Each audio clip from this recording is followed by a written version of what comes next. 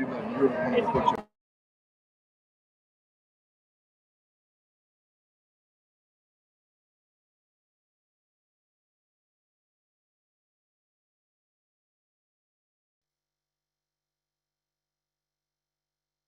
The floor is yours. So you know that. Are we ready? Can I start? Thank you, everybody, here in New York City and around the world, live streaming across the US, Canada, Latin America, and elsewhere to the International US-Cuba Normalization Conference.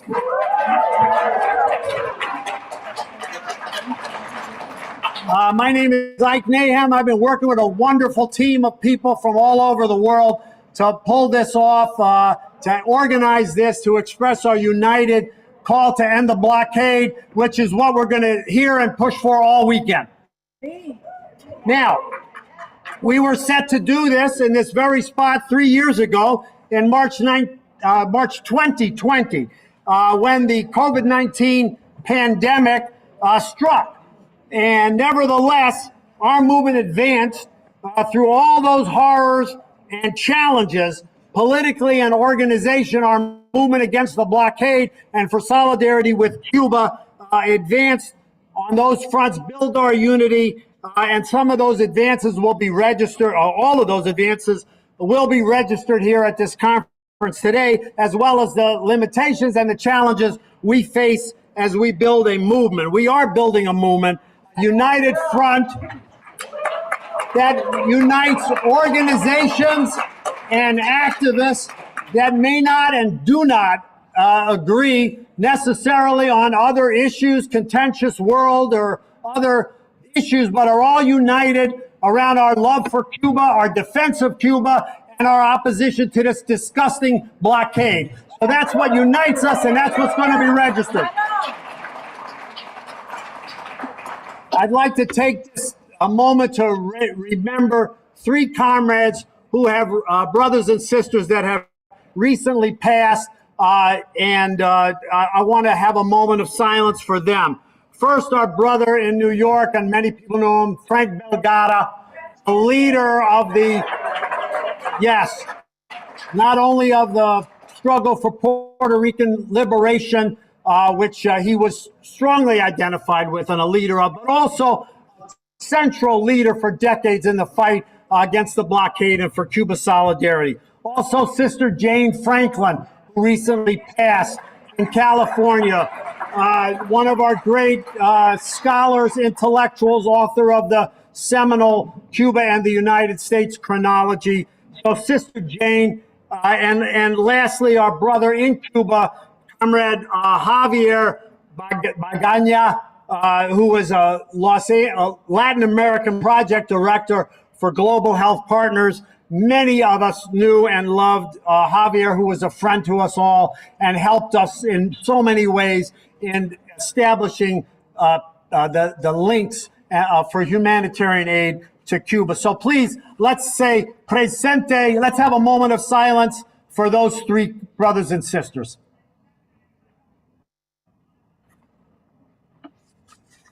Thank you. Frank Belgada, presente. Jane Franklin, presente. Javier Bagana, presente. Thank you. Okay, our last thing I want to say tonight, we're having a great rally at the Malcolm X and Dr. Betty Shabazz Center. Please come to that. I want to say in the spirit of Malcolm X that we are not going to let the U.S. government, and that's going to be a theme this entire weekend, use the false banner of democracy and human rights to slander Cuba. We're not going to let that happen. When we think of democracy in the mouths of those people, we think of what Brother Malcolm X said. American democracy, when they use that word with a big D, is nothing but disguised hypocrisy. And we are going to tell the truth this entire weekend about that. A few thank yous before I turn this over to our co-chairs.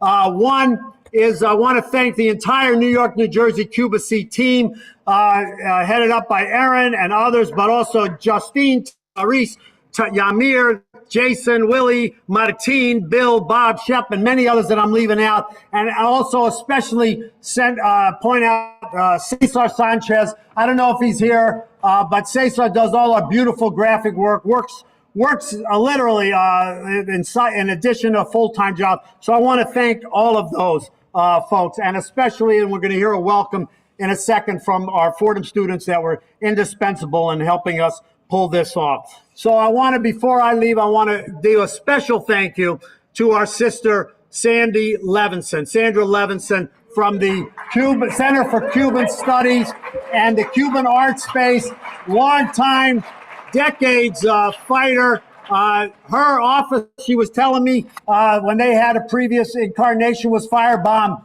by the Gusanos, who I think have the rightists, our opponents. I shouldn't use the word Gusanos.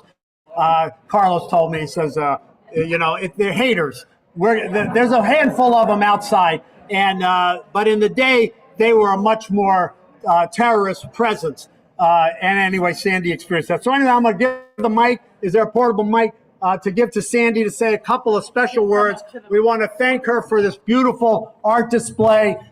Go to the Center for Cuban Studies and donate, help them out, and all of that. But Sandy, please say a couple of words.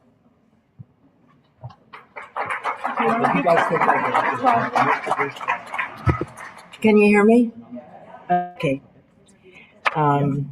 For the first time ever, I actually made some notes because Ike said 3 minutes, Sandy. I said, okay. Educate, organize, and mobilize. That's the rallying cry of this conference, right?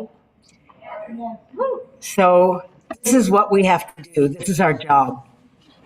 I remember a wonderful little story that someone from the Antonio Maceo Brigade told me after their first or second trip. They said that they were touring housing cooperative. We're live streaming here, so I just need to make sure it hasn't gone down there. Okay. Thank you. Won't lose much. And Fidel came.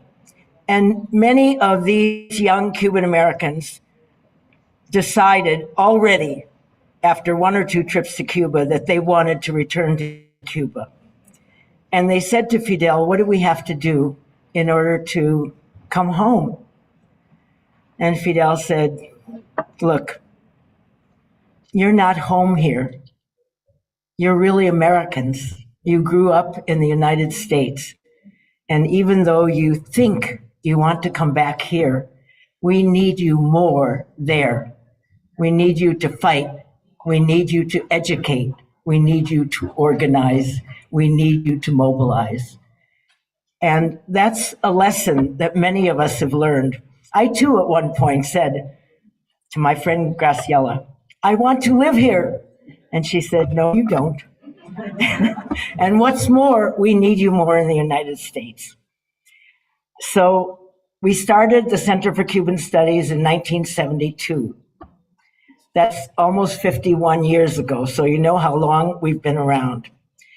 And the reason we started was that our comrades in Cuba said, you're in the street, but you're not in the offices. We need a place where professionals, middle of the roaders, people who aren't already on the side of Cuba will come. So we started as a library with books, and then we added film because Cuban film couldn't be distributed in this United States. So they gave us the film. And then a Cuban artist said, how can you have a library without art?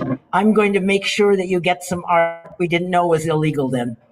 So we got art. We started bringing groups from Cuba, musical groups. We brought Silvio and Pablo the very first time they came to this country in 1972, or maybe it was 1974. And in 1992, we sued the US Treasury Department for the right to bring in legally original Cuban art, and we won. So all of the art, yes, it was a real victory. But what I want to emphasize today is how important the cultural component of a revolution is. Culture enhances our quality of life. It brings communities together.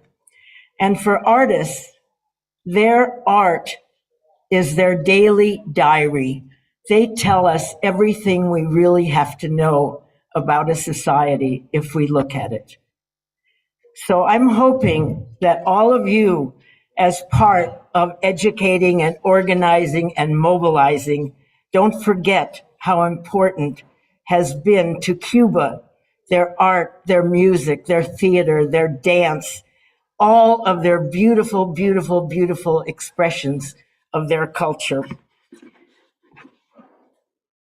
I'm going to end with a wonderful quote from Albert Camus. Authentic creation is a gift to the future. Let's make this conference our gift to the future. Thank you.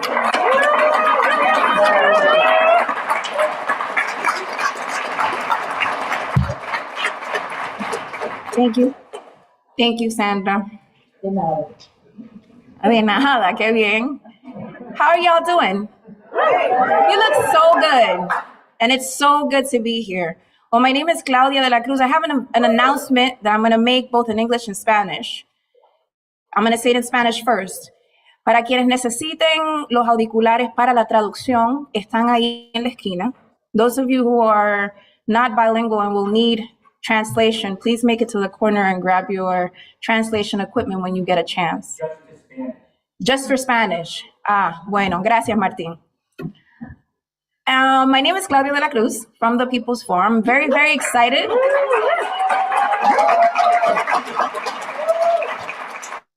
Very excited to be here. I told someone when I was coming down the elevator that this feels like a family reunion of folks that are doing solidarity work and have been doing solidarity work for a long time. Not only with Cuba, but with Venezuela and with Palestine and other fronts of struggle that are so important in our anti-imperialist work. And so I want to have you give yourselves a round of applause. I was told I have 2 minutes to make a remark. And I'm just going to announce to folks, we don't mean to be mean today, but we really do have a tight ship, according to Ike, that we need to make sure things work as well as needed. So we are going to be letting folks know when their time is up. And so now that I have taken about a minute of my 2 minutes to say that, I want to kind of emphasize a lot of what Sandra was saying in terms of culture and in terms of the need to be able to uplift a culture of life. That's what Cuba has done. When we come from the United States and we go to Cuba and then have to come back, there's a cultural shock that happens. This country devalues human life. It places profit over people. And we know that. When they talk about democracy, we know they're talking about a democracy that serves the ruling class and not the working people who are the masses. Cuba does the opposite. And in that way, it is very important for the United States to be able to blockade something like the socialist project of Cuba, because it gives us hope. It actually reaffirms the fact that we can create a new world that is divorced from capitalist and imperialist values. And that's what Cuba does. The United States exports death all over the world, a country that actually emphasizes $900 billion into their military as like the center of everything they do, tells you exactly where they stand. Whereas Cuba exports doctors to the rest of the world. Cuba exports culture to the rest of the world. Cuba speaks about collaboration and integration in a world that is on fire and in chaos. And so we have a lot to learn from Cuba. And those of us who are here for the first time, because I do see people who are here for the first time, if you do engage, and I hope you do engage, in the battle of ideas and emotions, make sure you say, when you talk about Cuba, you talk about life. That's what we're talking about. And this is a battle, again, of emotions and ideas that we need to win. Because if we don't win the battle of emotions and ideas and move millions of people in support of life, humanity is done. That's right. That is where we are today. That's right. And so this is very urgent. This is very real. And I hope that when you come out of this space, just as those folks that have been doing solidarity work, folks that have been my teachers in doing this, you too become a teacher to others. And so welcome so much to this space. I hope it's a space of learning. I hope it's a space of re-energizing. And I hope it's a space where we live this space with the commitment of actually building and re-energizing the anti-imperialist movement that needs to be rebuilt in this country. Thank you so much.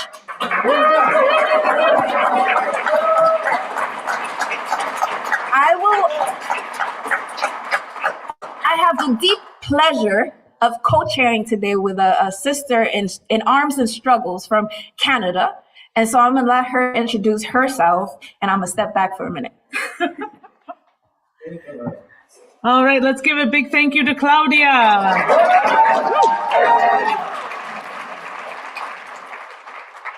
Good morning, New York, and folks streaming in from around the world. My name is Tamara Hansen. I'm the coordinator of Vancouver Communities in Solidarity with Cuba. I'm also on the editorial board of the Fire This Time newspaper, and I am an organizer with the US-Cuba Normalization Conference Committee.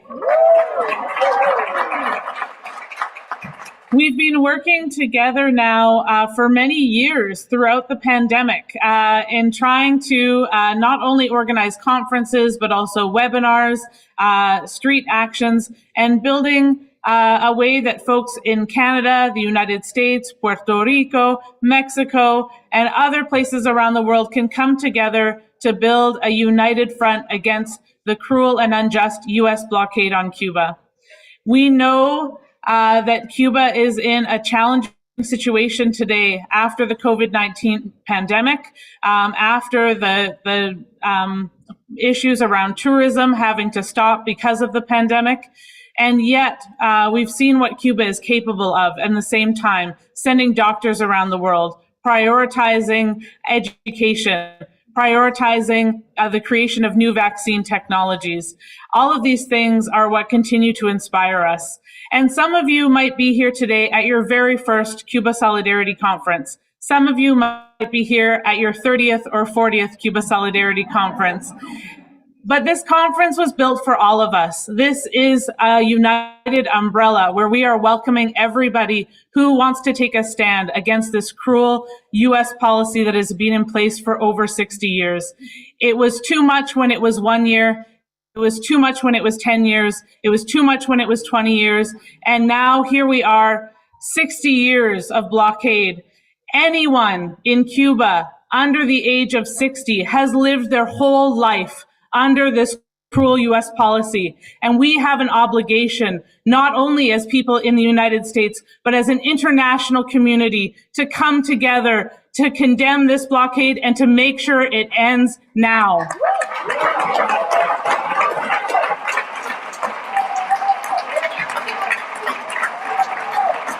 Cuba sí bloqueo no. Cuba sí bloqueo no. Cuba sí bloqueo no. Of course, an even more immediate demand for us today is to demand that U.S. President Joe Biden remove Cuba from the so-called state sponsors of terrorists list. We know this is hypocrisy. This is cruelty towards Cuba. Being on this list is preventing Cuba not only from doing exchanges with the United States, but with governments around the world. We have an obligation to cry to all the people who are willing to listen, how Cuba has stood up against terrorism time and time again, how Cuba again has sent doctors around the world, not bombs and war and colonialism or imperialism. It is the height of hypocrisy that Joe Biden sits in the White House and leaves Cuba on the list of so-called state sponsors of terrorism. And we need to build a campaign in unity with all organizations who are willing to demand that Joe Biden remove Cuba from this list. We are very excited to be here together this weekend as we work together to come up with a plan to build a stronger, more united Cuba solidarity movement, whether it's traveling to Cuba, whether it's how women in Cuba are taking a lead against the criminal blockade, whether it's talking about the history of Cuba and Africa. We have so many exciting topics that we're going to be covering, and we're really looking forward to leaving this weekend with a plan of action, with a plan for how we can continue after this weekend to build a united campaign to bring an end to the blockade on Cuba. So I'm so excited for this weekend and all that we're going to accomplish. Lift the blockade on Cuba! Lift the blockade on Cuba! Cuba si bloqueo no! Cuba si bloqueo no! Thank you so much, everybody. I'm going to hand it back to Claudia to introduce our next speaker. Thank you, Tamara. Again, if you are not part of an organization, there's a whole bunch of organizations upstairs that have materials. Talk to people. This struggle is urgent. And thank you so much, Tamara, for raising the demands. We want to work towards lifting the blockade against Cuba. We will get Cuba off the states that sponsor terrorism list. We will get them off. And we will lift the blockade. And we will establish relationships that are based on collaboration as it's meant to be. And so I have the extreme honor of welcoming a friend and a liberation theologian, my comrade and friend, Reverenda Dolimar Malave Lebron, who's pastor of the People's Church, a historic church in El Barrio, and who's also an associate director of IFCO Pastors for Peace. She's going to be doing the invocation with us today. Thank you to my sister and comrade, I call her Bishop Claudia de la Cruz. My name is Dolimar Lebron. It is so good to be here with you on behalf of IFCO Pastors for Peace and FSUMC, the People's Church in Harlem. We want to just, again, greet all our visitors and guests and all our comrades that are here with us today. I greet you with all the love and solidarity and revolutionary fervor of the many giants who have already shown us the way, the giants that are present here among us, and the generations of those that will come after us. What a gift to hold space for such important conversations that not only impact the Cuban people, but impact the world. Whether we are here in Manhattan or in California, the fight to protect and uphold these principles and values of the Cuban Revolution are integral to those of us who believe in a new world, integral to those of us who consider ourselves dreamers and believers that another world is possible right here on earth as it is in heaven. As we have already heard, we are living in a moment, in a particular time in history where the most vulnerable of the world have become even more vulnerable, where oceans and temperatures continue to rise, where gun violence in the US still rising, drug abuse is still rising, unemployment and homelessness is still rising, where everywhere in the United States right now, US rent is rising and communities are being displaced, where the powers that be continue to prove over and over again that our health is debatable, that our humanity is debatable. In a moment when the US and its imperialist forces are attempting to have a stronghold and maintain their dominance in the world in every way, politically, economically, militarily, what the US blockade on Cuba has meant is just death and misery and pain. And the government of the people of the United States has strangled not only the economy of the Cuban people, but their hopes and their dreams and their possibility. And so it's important for those of us dreamers, those of us believers who understand this very important responsibility of protecting and defending life and dignity and justice and truth. This work is ours to do. You know, an invocation in very general terms is the action of invoking something or someone's for assistance or as some form of authority. And so, yes, this work of justice, this work of believing and fighting to transform our society is the work of the heart. And yes, we invoke the Spirit into this place in whatever way that makes sense to you. I invoke the Spirit that is upon me to bring good news to the poor, to heal brokenhearted, to bring freedom and justice to the captive, and to lift the veil of deceit so that those who cannot see can see. But I also invite you, I invite all of us in this space to invoke the spirits of all of our freedom fighters, all of our leaders, of our grandmothers, of our madrinas and our tias and our tios, and our grandfathers who are here present with us today. I lift up the name of Reverend Lucius Walker. Presente. We lift up the name of Alicia Jarapco. Presente.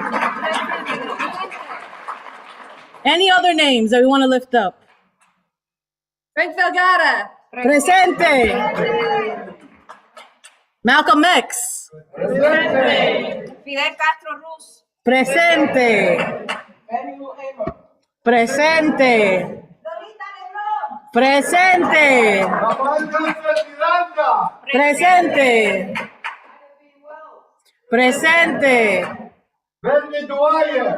Presente.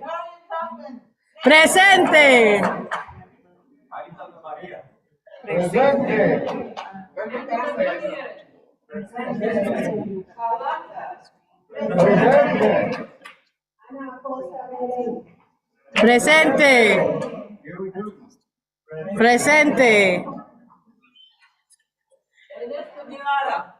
Presente.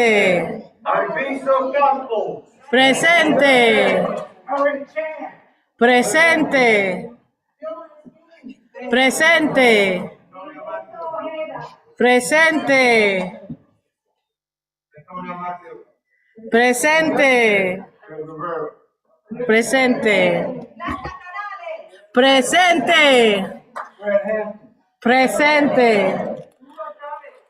Presente. And we continue to lift up these names both out loud and in our hearts, because those of us who understand the solidarity really is the strongest bond amongst the people.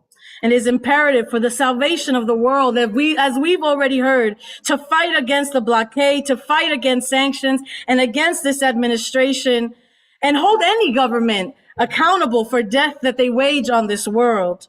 I know that we're already walking in victory and that we will succeed. It doesn't matter how long it takes. It doesn't matter when.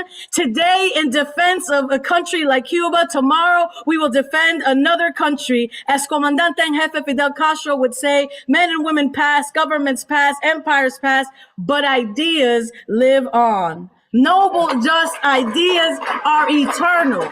And yes, we are here waging war in this battle of ideas. And my prayer will always be, Cuba sí, bloqueo no. May this be our prayer as we open up this space. May this be our prayer throughout this weekend. May this be our prayer when we leave this place. And may we make it front and center in all that we do. Cuba sí, bloqueo no.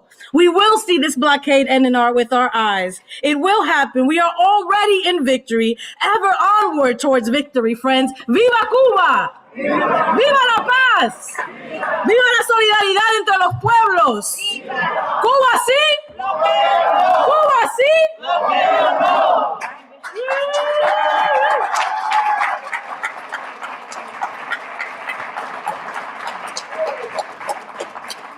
Muchas gracias. Thank you so much. We are continuing with our program this morning. We've got some amazing speakers. We are going to now invite up two university students from Fordham University, Shivani and Ibrahim, to give a welcoming to the university. Please give them a warm welcome.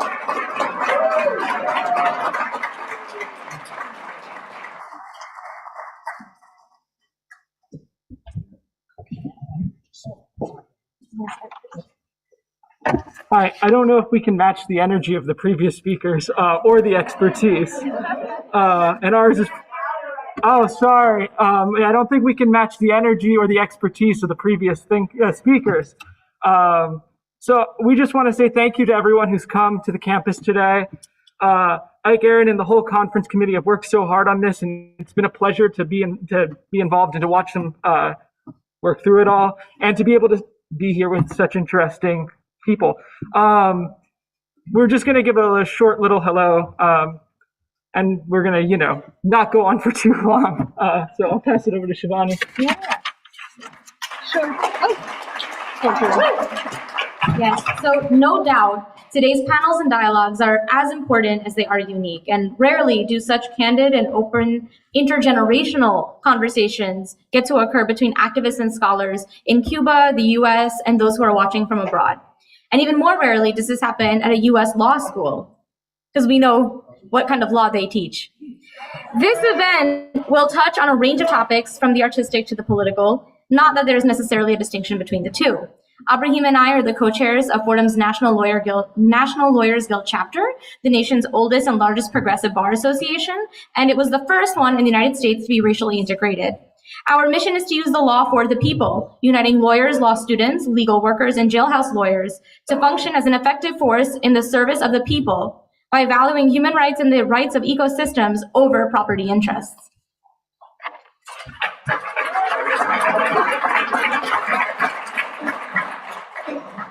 We at the NLG are really proud to be part of this event. You know, we've only recently learned that this is not the first time that Fordham NLG has been involved with this. Back in 2017, our predecessors did this. Because of the pandemic, there was a bit of a gap and we lost contact. So it's great to create the contact again between us and these organizers. We at Fordham NLG often feel like we're an island of progressivism in the world of law. But it's good to know that we're not completely alone out there, even if it feels that way often. So I just wanted to, many made this event possible. Again, I want to thank all the panelists and the organizers, but I also want to thank Fordham's Public Interest Resource Center for putting us in touch and for getting this started. And I want to give a big thanks to my co-chair who really took the lead on this project and, helped make this possible, organize getting the rooms. Yeah. So I just really wanted to give her a big thanks.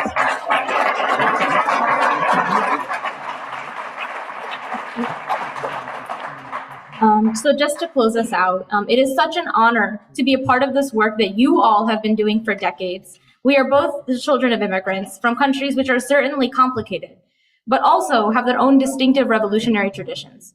I want to especially name three of my diaspora inspirations and heroes. The first is Kartar Singh Sarabha, an Indian revolutionary who was a part of the Ghadar Party, which advocated for Indian independence in Berkeley, California.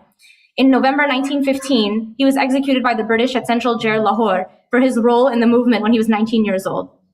Jayaben Desai, the leader of the Greenwich Dispute in the UK, also known as the Strikers and Saris, in 1976, in spite of the lack of support from the Trades Union Congress, which did not want to support Asian women. And lastly, Fatima Mir, who was an anti-apartheid activist in South Africa, and amongst her many accomplishments, wrote Nelson Mandela's autobiography. They remind us that power is not up there and out of reach, but rather it is amongst us, the people. Thank you.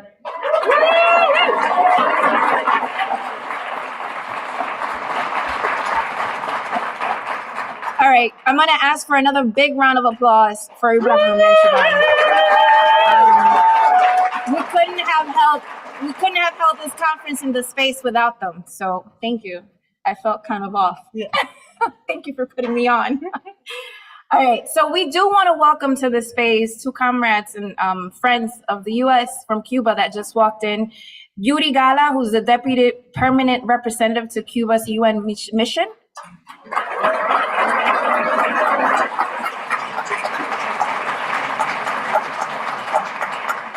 And we do want to ask our comrade and friend, Ambassador Pedro Luis Pedroso Cuesta, to come in and say hi for a few seconds, because he is on his way to the airport and he actually stopped by to say hi. And so we want to make sure that Ambassador Cuesta gets the time to say hi.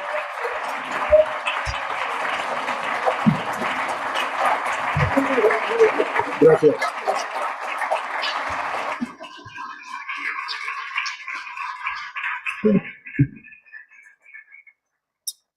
Well, hello, hi to everybody. I was not intended to spoil your very nice crafted program. I was not in the in the list, so you're a little bit provocative in bringing me up here.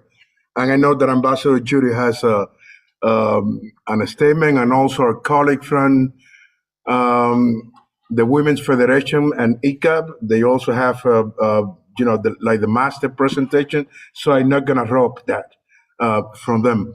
But it's a pleasure indeed to say hello to all of you and to see you in these big numbers here in this event. We had this session last year at the People's Forum, and it was a very successful event. We were delighted because we saw a lot of people there. But this year, we are seeing that you have double or triple those numbers. So that is the first thing that I would like to recognize, how you have organized this, and you have come all together. So many organizations and coalitions in making this possible. And this proves the strength of unity because you have got united in preparing this, in organizing this. I'm seeing a lot of faces, and I'm recognizing now the many faces at the table. I mean, people who have been there for many years, but also new people.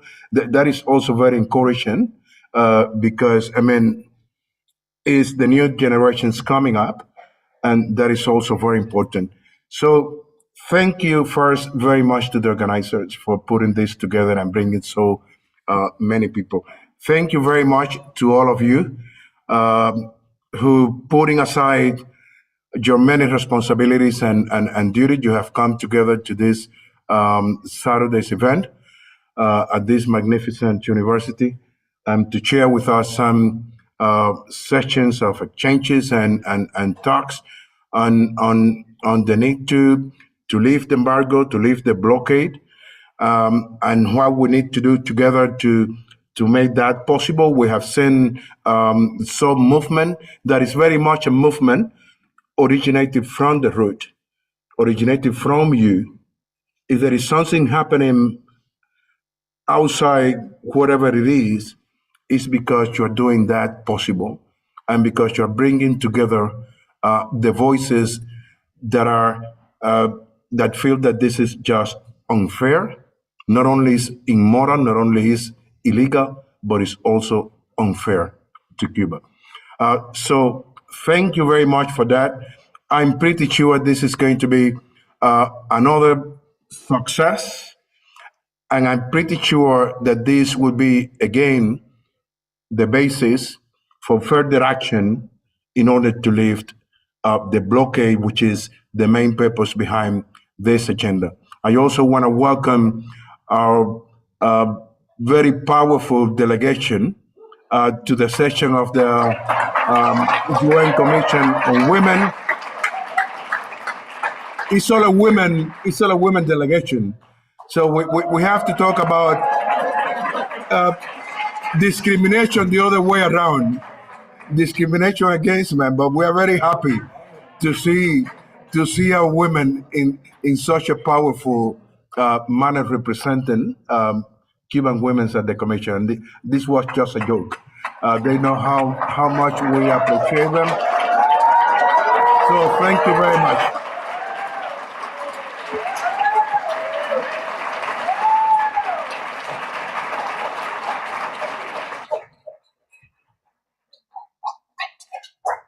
And last but not least, thank you very much to all of you for making this possible and for being here today.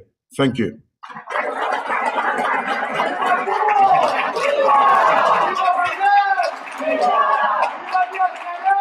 Viva! No to the blockade. No al bloqueo. Ese fue el llamado. No al bloqueo. No to the blockade. All right, familia. Thank you so much, Ambassador, for those words. And Cuban women are the pillar of the revolution, so I'm with you. Welcome to our sisters. I would like to introduce, I have the utmost pleasure and honor to introduce one of my teachers, and I'm sure one of the teachers of many who are here, Dr. Rosemary. She is a long time activist. She's a scholar. If you haven't read the book on the meeting of Malcolm X and Fidel. I suggest you get it and read it. She's one of the keepers of our traditions, our radical socialist traditions, and I'm so very honored to welcome her into this space.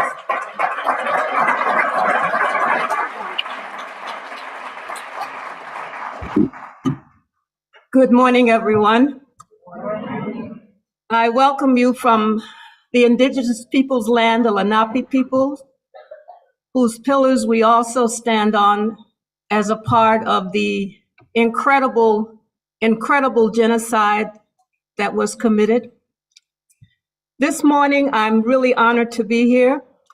To all the young people, and especially those of you who are new, and to the Cuban delegation and all of my sisters from Cuba, we welcome you. I just want to say one thing to all of the newcomers. This struggle is not for the vain. This struggle is not for the tourists. This is a long haul, a long haul. And you have to be committed. You have to be committed. It's not a struggle to sit on the sidelines and watch what we're doing. We engage you.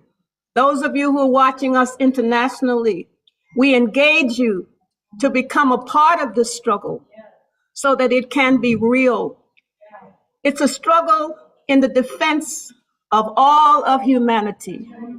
It is a struggle in defense of all of humanity. It's a long haul.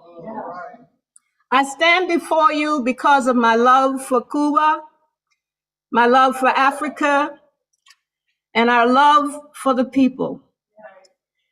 Cuba taught me much of that love. And it's over 40 some years, and I can stand with Sandra and all of the rest of you old timers who are out there.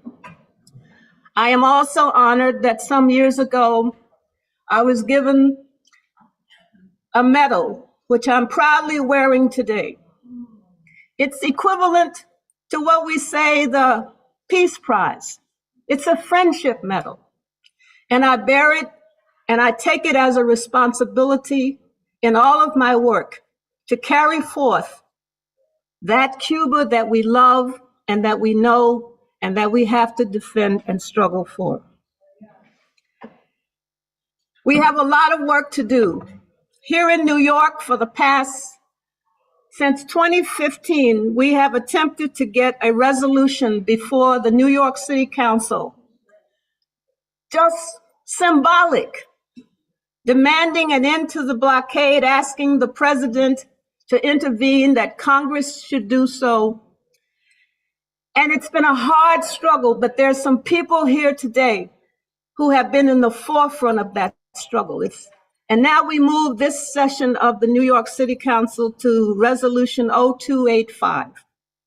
And I'm going to briefly introduce two important people who are in the forefront of carrying forth that resolution. Because as I was talking to Yuri last night, our brother, if New York passes this resolution, it's making a statement to the world. Even those 30, 40, 50 other cities around the country, 50 other cities around the country, but people are looking at New York because it is the center of capitalism. It is the center of invoking imperialism. And that's why this symbolic resolution is so important. At this time, I'd like to introduce my brother in struggle and comrade and in other issues that I won't mention, Brother Omawale Clay,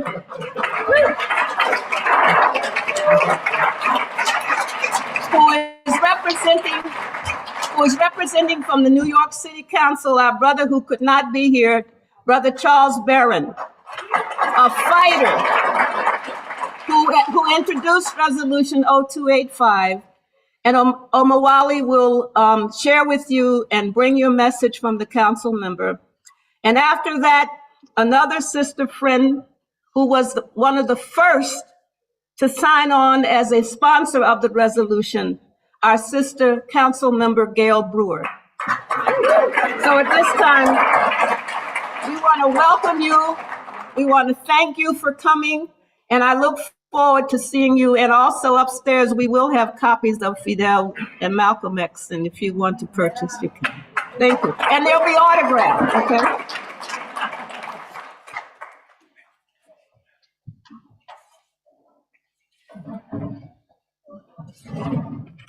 Peace, comrades. First, on behalf of Councilmember Charles Barron, I bring you greetings. But as Charles and us all know, I also bring you greetings from Sister Viola Plummer, chair of the December 12th movement.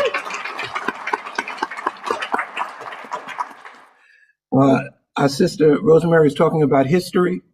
And one of the histories I first want to say about the resolution, which is a simple resolution to do the right thing. I had to confront one of the council people last night, and now we're up to 24 council members.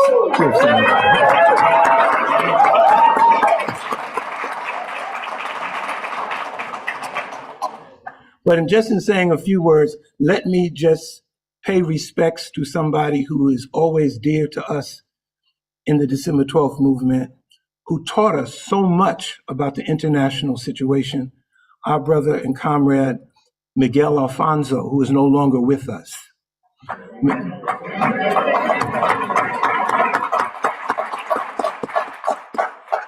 Many of you may not know Miguel, but Miguel was in the human rights struggle inside Geneva and around the world. But he taught us patiently that there are different battlefields. And in each battlefield, there's a particularity to the confrontation, to the strategy and tactics of that battlefield. He taught us how to operate inside the United Nations. And the culmination of that was the World Conference Against Racism in South Africa a number of years ago.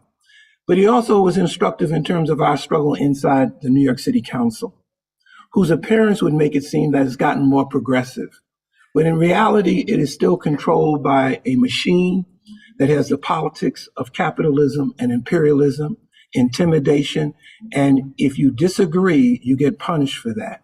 So it's been a battle, but we're committed, and the councilman wanted me to say to you, we're committed as long as we have also council members like Councilmember Brewer, Gail Brewer, that we will win that battle. I've always had the privilege inside the December 12th movement to do a lot of the propaganda and slogans. We created No Justice, No Peace. We created Whose Streets, Our Streets. We created the slogans, What's Coming, War. But one of the most powerful ones we created that I certainly thank our comrade Rosemary for, because I had an opportunity to go to Cuba in 1990 for a very historic conference, Malcolm X into the 90s. And at that conference, I had an opportunity to listen to Fidel Castro lay out one of the most historic battles for Africa, which was the Battle of Cuita Carnaval. That battle, many folks, as time goes on, will learn how important it was and critical it was for African people that that battle be won. And Cuba laid its life on the line, not just in blood, but in even to the point of where undermining the possibility of the revolution in Cuba to build the solidarity it wanted to build with Africa. We African people have never forgotten that and will never forget that. And so one of the slogans that was created there was Africa called and Cuba answered. And so we come,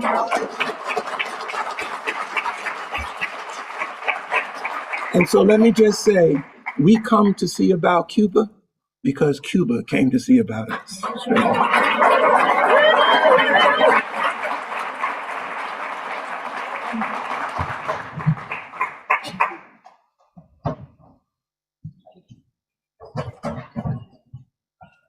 So good afternoon. I'm Gail Brewer, City Council member for the Upper West Side.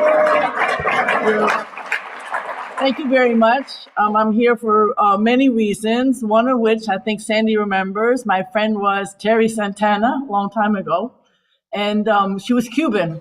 She came here in '61. She was a reporter for different newspapers, and she took on her family and her friends and was very supportive of Cuba and at that point, Fidel Castro. So that's how I first got introduced to this amazing country.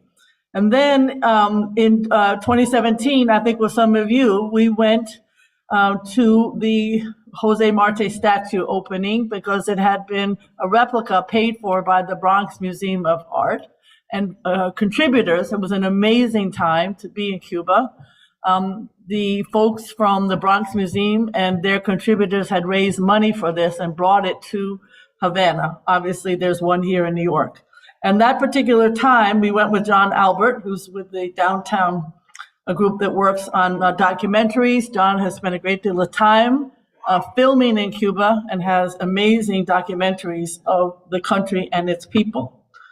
And then at that point, obviously, with Mariela Castro, talking to her about all the work she's done for LGBTQ, but also just in terms of her country and what she believes in. So this is a very personal for me, like for many of you. I do remember in 2017, though, for those who don't understand the importance of having relations, that when Obama, some of you were probably there, and there was a bit of a détente, restaurants were full, tourists were there.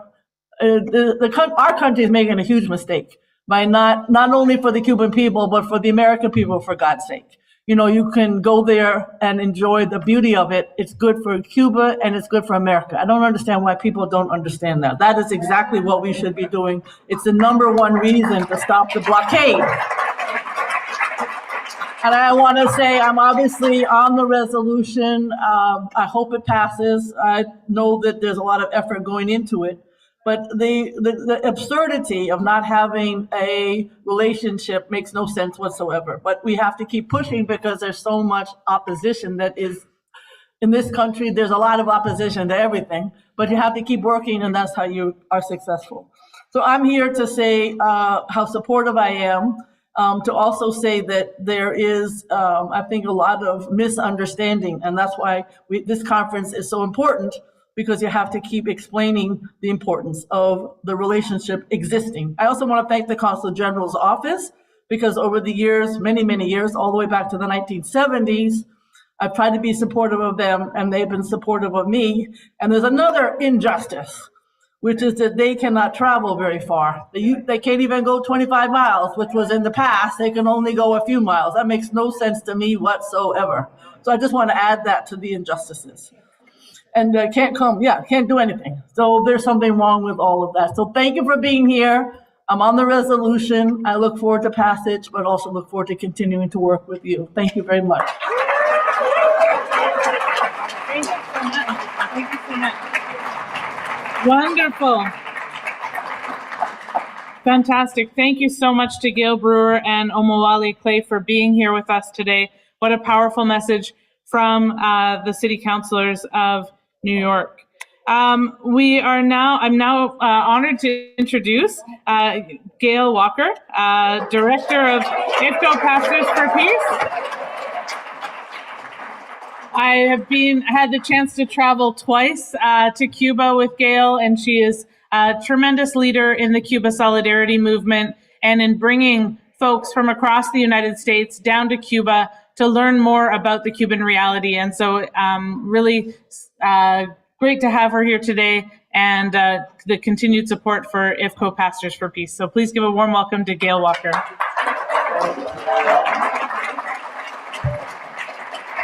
Thank you so much, Tamara. I just want to say real quickly to Gail Brewer before she walks out the room. Can you hear me? Councilwoman Gail Brewer.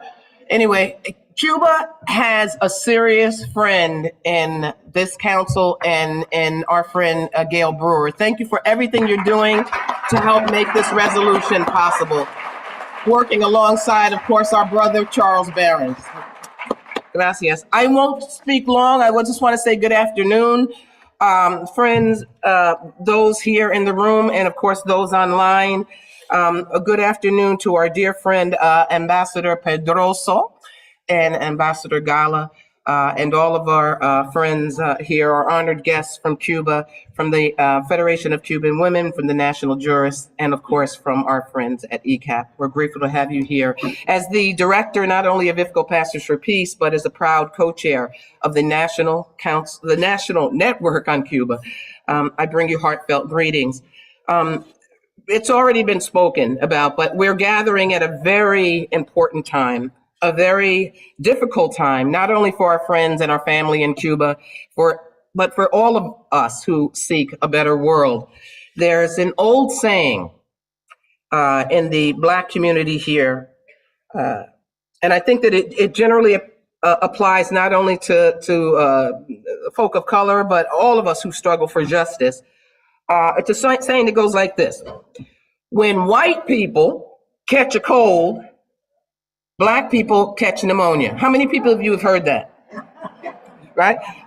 It sounds a little odd, but the reality is that it's another way of saying, loosely translated, that hardships for often privileged people is deadly for those of us who are stuck at the bottom ladder of the economic rung. And that is why Cuba is such an important symbol, such an important expression of support, of solidarity for people of color, people who are struggling for justice. Cuba is our North Star. So that's why we're here, right? Of course, we're here to lift up and defend our sister nation, Cuba, and its dogged right to self-determination. But perhaps more to the point, we're here because we recognize and deeply respect and admire all that Cuba has done to endure and has had to endure over the past 6 decades in the shape of a brutal blockade. And yet she and her beautiful people continue to keep rising, not just for Cuba, but for the world. So simply put, that's why we stand with Cuba. And we beam with pride when we think of our Cuban family. Countless examples, but we know about Cuba's medical internationalism, hundreds of doctors that have traveled to dozens of countries to provide urgently needed medical care. We know about the recent passage of the Family Code, which was passed by a countrywide referendum in which there was really a focus on the needs of how to define family, which has been an incredible example that we and the rest of the world continue to look to. We'll hear more about the Family Code, I'm sure, throughout this weekend. And then, of course, lastly, I just want to point to Cuba's position as the head of G77 plus China. That's a really important position that Cuba has taken on. This year, Cuba has for the first time in history, really been in this position to create this incredible presence at this incredibly important moment, not only for the island, but for developing countries. So I just want to say that Cuba's responsibility is tremendous. It's tremendous for Cuba, but it's tremendous for those of us who look to Cuba as an example. And I want to just really lastly say, many of us, I'm going to use the example of the Olympics. How many people, if you're watching the Olympics, root for Cuba? Come on, I know, right? So I don't care if it's baseball, if it's volleyball, even if it's something like wrestling. I don't know anything about wrestling, but I'm over there rooting for Cuba because I know Cuba represents me, represents us.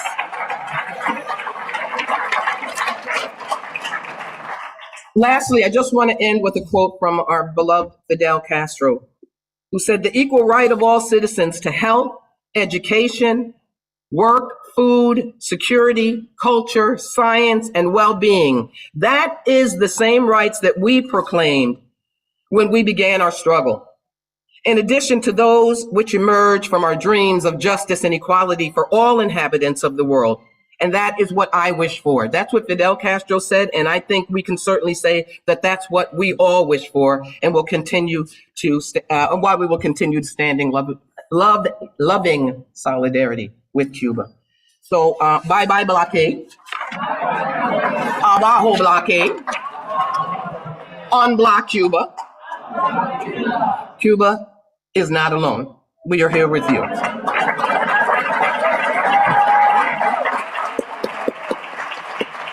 Very quickly, I have the distinct honor and pleasure to introduce a special guest here with us from the Cuban Institute for Friendship with the Peoples, our dear sister, Noemi, who I'm going to ask to come forward.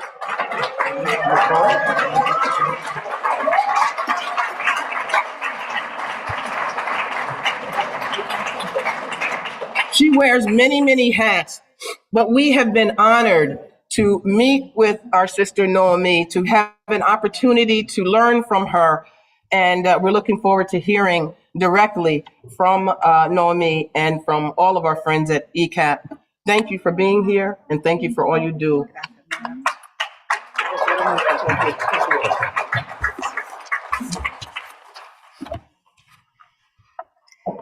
Queridas amigas, queridos amigos, un saludo caluroso a todos los presentes y a quienes nos siguen desde las plataformas digitales.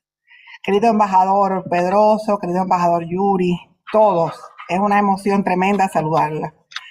Deseo comenzar agradeciendo a los movimientos de solidaridad con Cuba de Estados Unidos, Canadá, Puerto Rico y de otros países que se han unido online para participar en esta conferencia internacional por la normalización de las relaciones Estados Unidos-Cuba. Dear friends, I would like to begin by thanking the Cuba Solidarity Movements of the United States, Canada, Puerto Rico, and other countries that have joined online to participate in this third international conference for the normalization of the United States-Cuba relations. Destacar especialmente nuestro reconocimiento al comité organizador que durante meses han laborado esmeradamente en la coordinación de los paneles temáticos, la articulación de las ideas y la propuesta de los eventos culturales en esta extraordinaria sede de la Universidad de Fordham. We would especially like to highlight our appreciation to the organizing committee, which for months has worked hard to organize the panels of different topics, develop ideas, and propose cultural events at this outstanding venue at Fordham University. Quisiera extenderles un cálido abrazo a nombre de Fernando González Llor, presidente del Instituto Cubano de Amistad con los Pueblos y héroe de la República de Cuba. Me pidió que les agradeciera en su nombre por la participación de ustedes en este evento y por el enorme esfuerzo que siempre realizan para que la verdad de Cuba se escuche en su justo reclamo por su autodeterminación e independencia. I would like to extend all of you a warm embrace on behalf of Fernando González Lord, President of the Cuban Institute of Friendship with the Peoples and hero of the Republic of Cuba. He asked me to thank you on his behalf for your participation in this event and for the enormous work you always do to help make the truth about Cuba be heard in its legitimate defense of its self-determination and independence. Fernando me aseguraba sobre las emociones que tendríamos al llegar a Nueva York. Y ciertamente, este evento nos hace recordar los lazos históricos que unen a esta ciudad con Cuba y con su lucha revolucionaria. Justo en este año del 170 aniversario del natalicio de José Martí, vale resaltar que fue precisamente desde Nueva York que se publicaron sus versos sencillos, La Edad de Oro y el periódico Patria. Aquí también se gestó y fundó el Partido Revolucionario Cubano con el fin de organizar la independencia de Cuba y apoyar la de Puerto Rico. Fernando told me about the emotions we would feel when we arrived in New York. And certainly this event reminds us of the historical ties that bind the city with Cuba and its revolutionary struggle. Precisely this year, on the 170th anniversary of José Martí's birth, it's worth noting that it was precisely in New York that his writings titled Simple Verses and the Golden Age and the newspaper Patria were published. It was also here that the Cuban Revolutionary Party was founded with the purpose of organizing the independence of Cuba and supporting the independence of Puerto Rico. Ante la campaña neocolonial que se intenta imponer a nuestro pueblo para que olviden su historia, este espacio de diálogo es un digno homenaje al aporte imprescindible de José Martí a la independencia y soberanía de Cuba. Hoy, como ayer, las agrupaciones solidarias en Estados Unidos y la emigración patriótica se unen para reclamar el cese de las campañas difamatorias y las agresiones contra nuestro país. In face of the colonial attempt seeking to make our peoples forget their history, this space for dialogue is a world tribute to the indispensable contribution of José Martí to the independence and sovereignty of Cuba. Today, as they did yesterday, solidarity groups in the United States and patriotic immigrants come together to demand the end of these slander campaigns and assaults against our country. Más de 60 años de un cruel y despiadado bloqueo económico, comercial y financiero contra Cuba han transcurrido. A los amigos que nos acompañan en esta sala y a quienes nos siguen por internet, les invito a reflexionar sobre sus daños y consecuencias. ¿Cuántos de nosotros hemos sufrido estas sanciones durante todas nuestras vidas? ¿Cuánto tiempo llevan ustedes condenando y denunciando permanentemente estas injustas sanciones? ¿Cuántos de ustedes han experimentado las consecuencias extraterritoriales del bloqueo? ¿Cuántos de ustedes han podido visitar Cuba estos últimos 3 años y han percibido el incremento del daño que ha ocasionado la política de máxima presión sobre nuestro pueblo? We have faced more than 60 years of a cruel and ruthless economic, commercial, and financial blockade against Cuba. I ask our friends who are with us in this room and those who follow us on the internet, consider the damage and the consequences it has represented.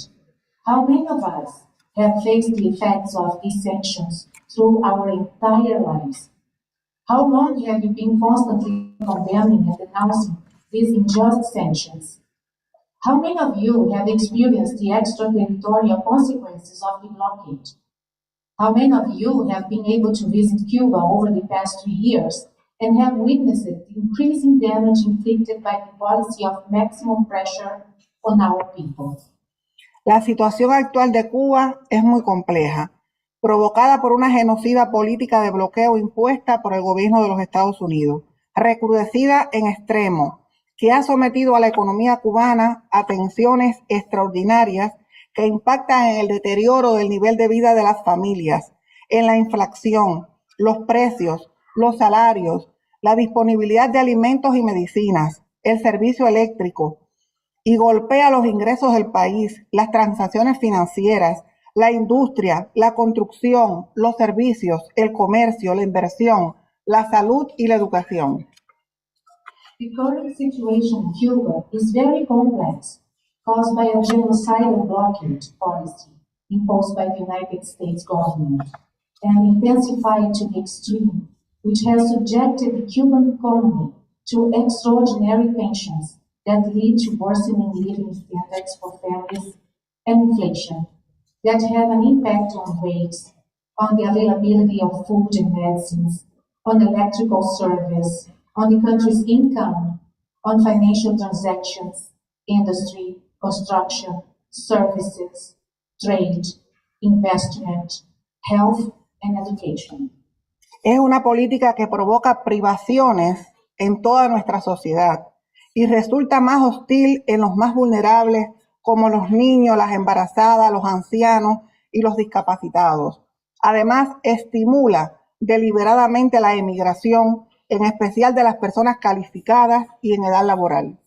It's a policy that causes hardships throughout our society and hits hardest the most vulnerable, such as children, pregnant women, the elderly, and the disabled. This policy also deliberately encourages emigration, especially by those with skills and on working age. Ustedes fácilmente pueden identificar las medidas que aún hoy están intactas.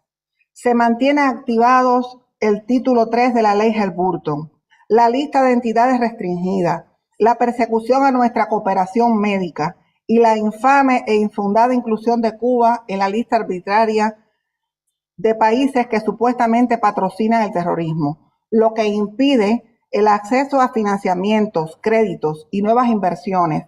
Además, se continúa financiando operaciones de desestabilización y campañas de descréditos contra Cuba.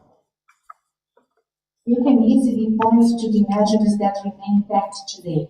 Title 3 of the Helms-Burton Act, the list of restricted entities, the attacks on our medical cooperation, and the famous and unfounded inclusion of Cuba on the arbitrary list of countries that allegedly sponsor terrorism. All of these continue. They prevent access to financing, credit, and new investments. In addition, destabilization operations and slander campaigns against Cuba continue to be financed. El bloqueo no solo afecta al pueblo cubano, también daña a los países que pueden recibir una ayuda solidaria de Cuba. Afecta además al pueblo estadounidense, al que se le limita el derecho de viajar libremente a nuestro país, restringiendo los intercambios académicos, culturales y científicos y el acceso a tratamientos y medicamentos cubanos. The blockade not only affects the Cuban people, it also harms the countries that can receive solidarity assistance from Cuba. It also affects the American people, whose right to travel freely to our country is restricted, limiting academic, cultural, and scientific exchanges and access to Cuban medical treatment and medicine. El movimiento de solidaridad con Cuba ha rechazado y condenado enérgicamente esta injusta y arbitraria política. Ejemplos lo constituyen las jornadas internacionales contra el bloqueo los fines de semana de cada mes, con caravanas de autos y bicicletas convocadas por el proyecto Puentes de Amor, la Cumbre de los Pueblos en Los Ángeles, la campaña Salvando Vidas, el proyecto Atuey, las resoluciones locales contra el bloqueo, la respuesta solidaria ante los daños provocados por los siniestros del Hotel Saratoga, la base de supertanquero de Matanzas y el huracán Ian, las recogidas de fondos para enviar medicamentos promovidas por los amigos y la emigración patriótica. The Cuban Solidarity Movement has strongly rejected and condemned this unjust and arbitrary policy. Examples of this are the International Days of Action Against the Blockade on weekends of every month, with car and bike caravans organized by Bridges of Love, the People's Summit in Los Angeles, the Saving Lives campaign, the Halting Project, the local resolutions against the blockade, the solidarity organized in response to the damage caused by the disasters of the Saratoga Hotel, the supertanker oil depot in Matanzas, and Hurricane Ian, as well as funding-raising efforts to send medicine promoted by friends and patriotic immigrants. En el espacio mediático también se desempeñó un importante papel en la denuncia a los planes injerencistas y subversivos contra la revolución, con diversas iniciativas como los piquetes virtuales contra el bloqueo de más de 24 horas consecutivas y los intercambios virtuales los 17 de cada mes, entre otros. Siempre hemos contado con el apoyo inestimable de diferentes sectores de la sociedad estadounidense que apuestan por una relación civilizada, respetuosa y de colaboración entre nuestros pueblos. In the media, an important role was played, helping denounce the interference and subversive plans against the revolution by various initiatives, such as virtual picket lines against the blockade for more than 24 consecutive hours, and the virtual exchanges on the 17th of each month, among others. We have always enjoyed the invaluable support of different sectors of the United States society that are committed to a civilized, respectful, and collaborative relationship between our peoples. Aprovecho para reconocer a varios proyectos que nos han acompañado en esta ardua batalla por la verdad. La Caravana Pastores por la Paz, las Brigadas Venceremos de Estados Unidos, la Juan Río Rivera de Puerto Rico y la Che Guevara y Calixto García de Canadá, así como las caravanas de Puentes de Amor.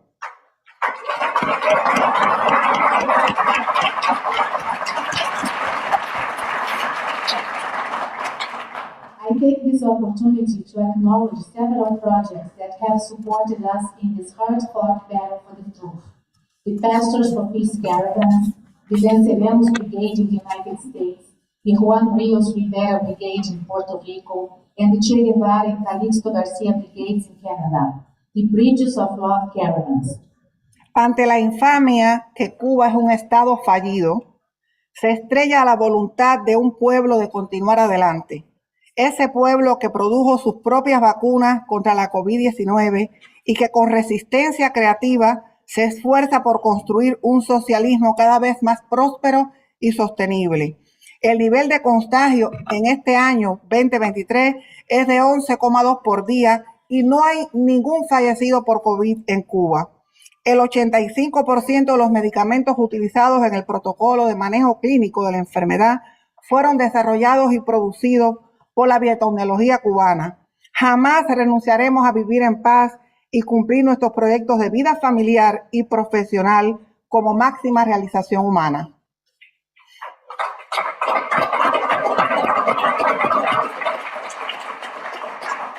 The outrageous assertion that Cuba is a failed state has crashed against the determination of our people to keep going forward.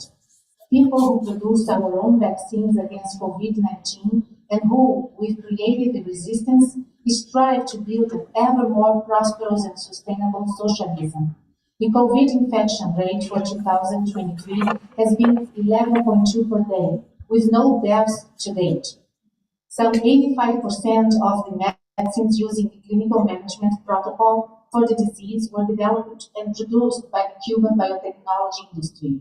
We have never given up our aspiration of living in peace and fulfilling our goals of family and professional life as the highest human fulfillment. En los últimos años se han emprendido nuevos procesos de actualización de nuestro modelo socialista, que iniciaron con la aprobación en referéndum popular de una nueva constitución en el 2019. Es un marco jurídico institucional para la protección y promoción de los derechos humanos para todas las cubanas y cubanos. In recent years, new processes have been undertaken to update our socialist model, which began with the approval of a new constitution in the 2019 popular referendum. It provides an institutional legal framework for the protection and promotion of human rights for all Cubans, men and women. El nuevo Código de las Familias, con una concepción de avanzada, ofrece amplia protección a los derechos de los menores, las mujeres, los ancianos, la comunidad LGTBIQ+, las personas con necesidades especiales, entre otros. La Ley de Procesamiento Penal o de Procedimiento Penal implicó una transformación y ampliación de las garantías legales. También hubo cambios novedosos con el diseño y aprobación de nuevos actores económicos para dinamizar la vida económica y productiva del país. The new Families Code, with its advanced approach, offers broad protection for the rights of minors, women, the elderly, the LGBTIQ+ community, and people with special needs, among others. The criminal procedure law has meant a transformation and expansion of legal guarantees. There were also novel changes with the design and approval of new economic actors to invigorate the economic and productive life of the country. En lo social, con una mirada más profunda hacia nuestras comunidades, se han iniciado y desarrollado extensos proyectos de transformación, no solo en infraestructura, sino en calidad de vida y en mayor acceso a oportunidades para los habitantes de los barrios más vulnerables. On the social front, taking a deeper look at our communities, extensive transformation projects have been initiated and developed, not only in infrastructure, but in quality of life and greater opportunities for the residents of the most vulnerable neighborhoods.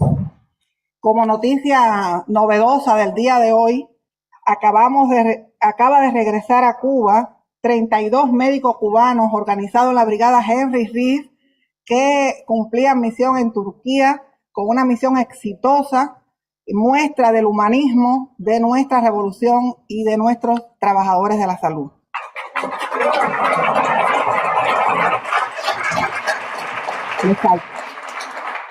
Este 26 de marzo, Cuba llevará a cabo elecciones para renovar su Asamblea Nacional. La postulación de candidatos emanó desde los comités de defensa de la revolución, la Federación de Mujeres Cubanas, los estudiantes, así como todas las organizaciones de masa. Esta legislatura contará con 470 diputados, de ellos el 47,2 son delegados de base, el 20% jóvenes, para un promedio de 46 años en nuestra legislatura, el 55,3 mujeres, el 45,5 negros y mestizos y el 95,5 graduados de nivel superior.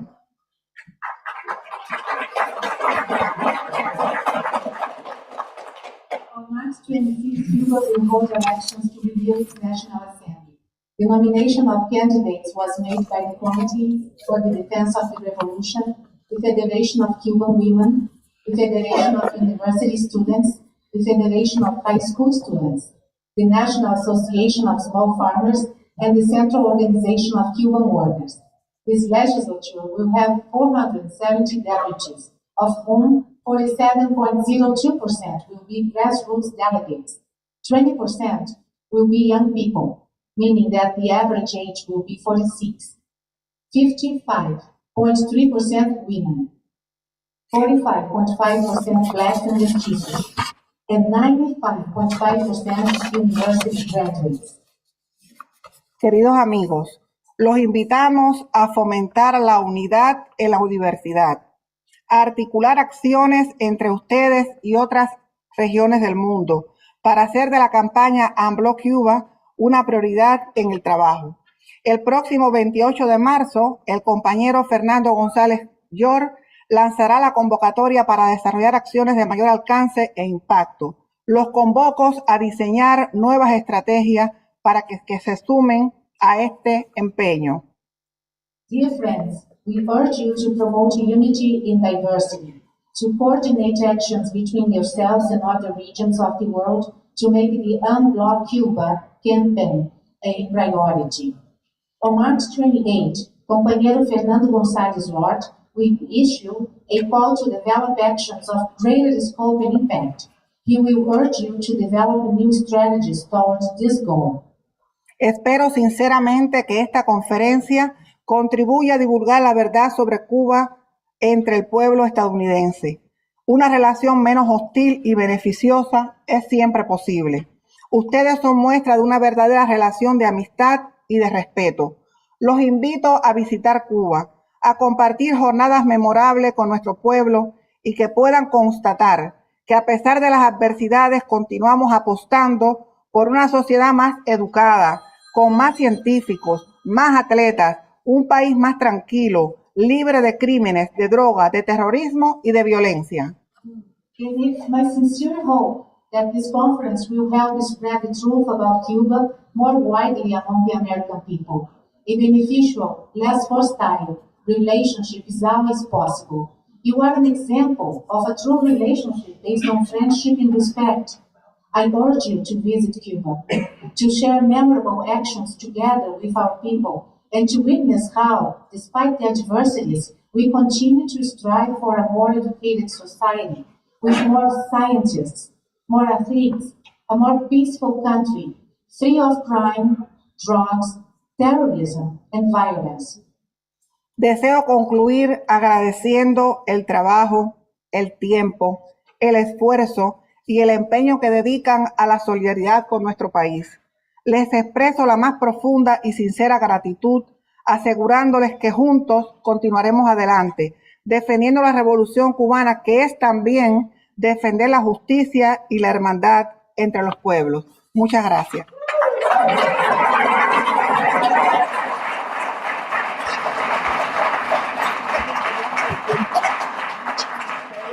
¡Viva Cuba! ¡Viva! ¡Viva Fidel! ¡Viva! ¡Abajo el bloqueo! ¡Vamos! ¡Cuba sí! ¡Cuba sí! Just to finish what the last two things that I'm sorry. I wish to conclude by thanking you for the work, time, effort, and commitment you devote to solidarity with our country. I convey my deepest and most sincere gratitude and assure you that together we will continue to move forward, defending the Cuban Revolution, which also means defending justice and fraternity among peoples. Thank you very much.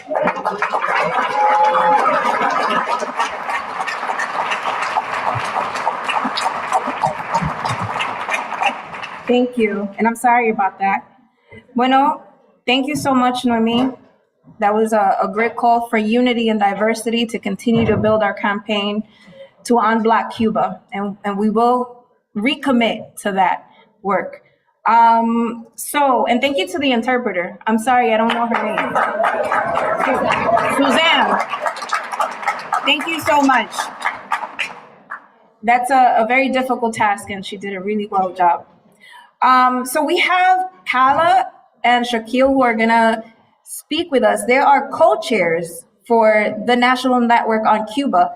So we wanna welcome them to the stage. They're gonna be talking about the work that is being done to get Cuba off the states that sponsor terrorism list, which we know is a whole lot of BS and a lot of hypocrisy behind that. So welcome Kala and Shaquille.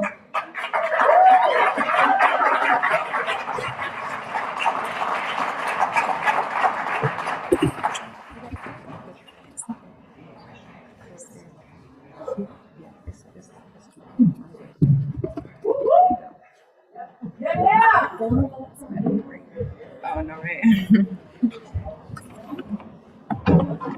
All right, I'm gonna start before you get that live. Good afternoon, everyone. Hold it as close as you can. On behalf of the National Network on Cuba, we'd like to thank the organizers of the US-Cuba Normalization Conference, our member organizations, as well as the Cuban delegation and representatives for their continued support and solidarity. I'm Shaquille Fontenot, one of the co-chairs of the National Network on Cuba. I'm Kala Walsh, one of the other co-chairs of NNOC, and we're here to talk about our Off the List campaign. We're gonna try to be really quick since we know we're tight on time, and all of the resources that we're sharing will be shared with you all afterwards. Perfect. Awesome. So what is the state-sponsored terrorism list? The U.S., a generator of genocide, a reaper of resources, the sultan of sanctions, the bringer of bombs, maintains this list and solely maintains this list. Sorry, we need to move this video down. Being designated as a state sponsor of terrorism is one of the most serious legal designations, and of course there is no evidence provided for Cuba being on this list. All of the reasons that Cuba is supposedly a state sponsor of terrorism can be easily debunked, so we won't go over that now because we have resources in our toolkit explaining why. And we know very well that the word and the term terrorist is used selectively by the US to demonize any countries that dare to challenge US imperialism, and also for people within the US who are resisting oppression. That's why Cuba is slandered as a terrorist. That's why the US is charging dozens of Atlanta forest defenders as domestic terrorists for preventing trees from being cut down to build Cop City. And we all know very well that the US is the biggest state sponsor of terrorism in the entire world. And we cannot forget that US terrorism over the past centuries has resulted directly in the deaths of thousands and thousands of Cubans. So I'm not going to read these restrictions because they're listed on the screen, but I've spoken with a lot of farmers that want to trade and work with Cuba directly. I've spoken with Cuban families and members that want to send money to Cuba but can't because of this designation. It's already exacerbating the devastating effects of the blockade. And so we know that the blockade is bipartisan. We know that the blockade has been maintained by every Democrat and Republican president since the Cuban Revolution. And therefore, our efforts to end the blockade and to get Cuba off the SSOT list are bipartisan. This is bigger than just us. You know, we're not just bringing in those of us who are already politically conscious, who are already socialists and communists. We're building a broad coalition of people from all different sectors of society because we are all impacted by this blockade and by US imperialism. And we know that we need mass popular pressure on Biden to get him to move on this issue.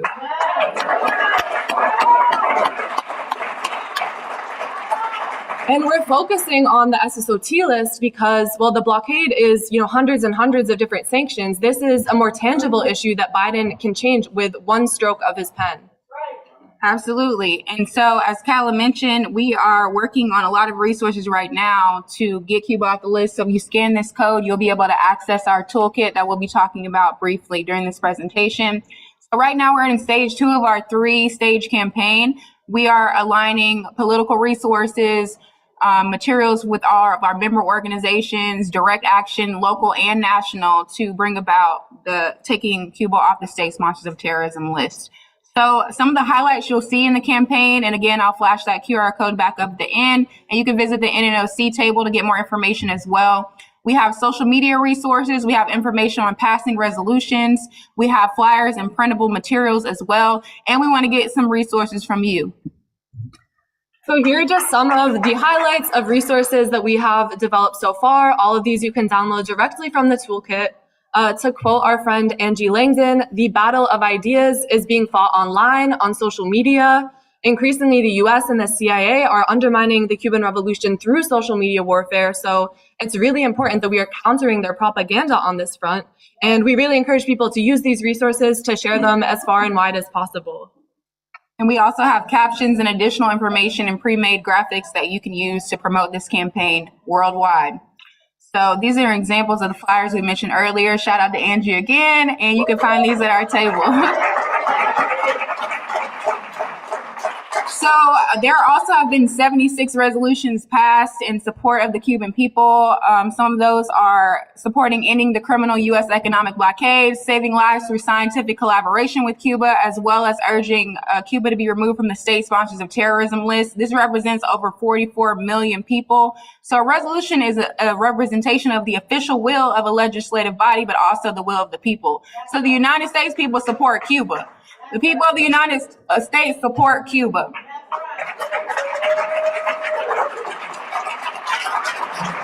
So we need your help too. We're developing resources, but we know all of y'all have been to the island. I see some of y'all are silver haired out there. We know you've been there. we need your photos. We need your articles. We need your videos. We need everything you can submit, because this is part of our campaign. You are part of this campaign, and we need your support.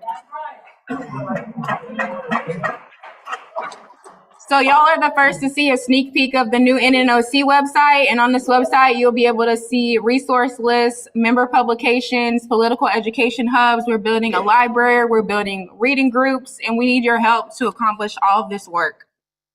One of the upcoming opportunities to really engage in this campaign is the National Call-In Days on March 15th and 16th.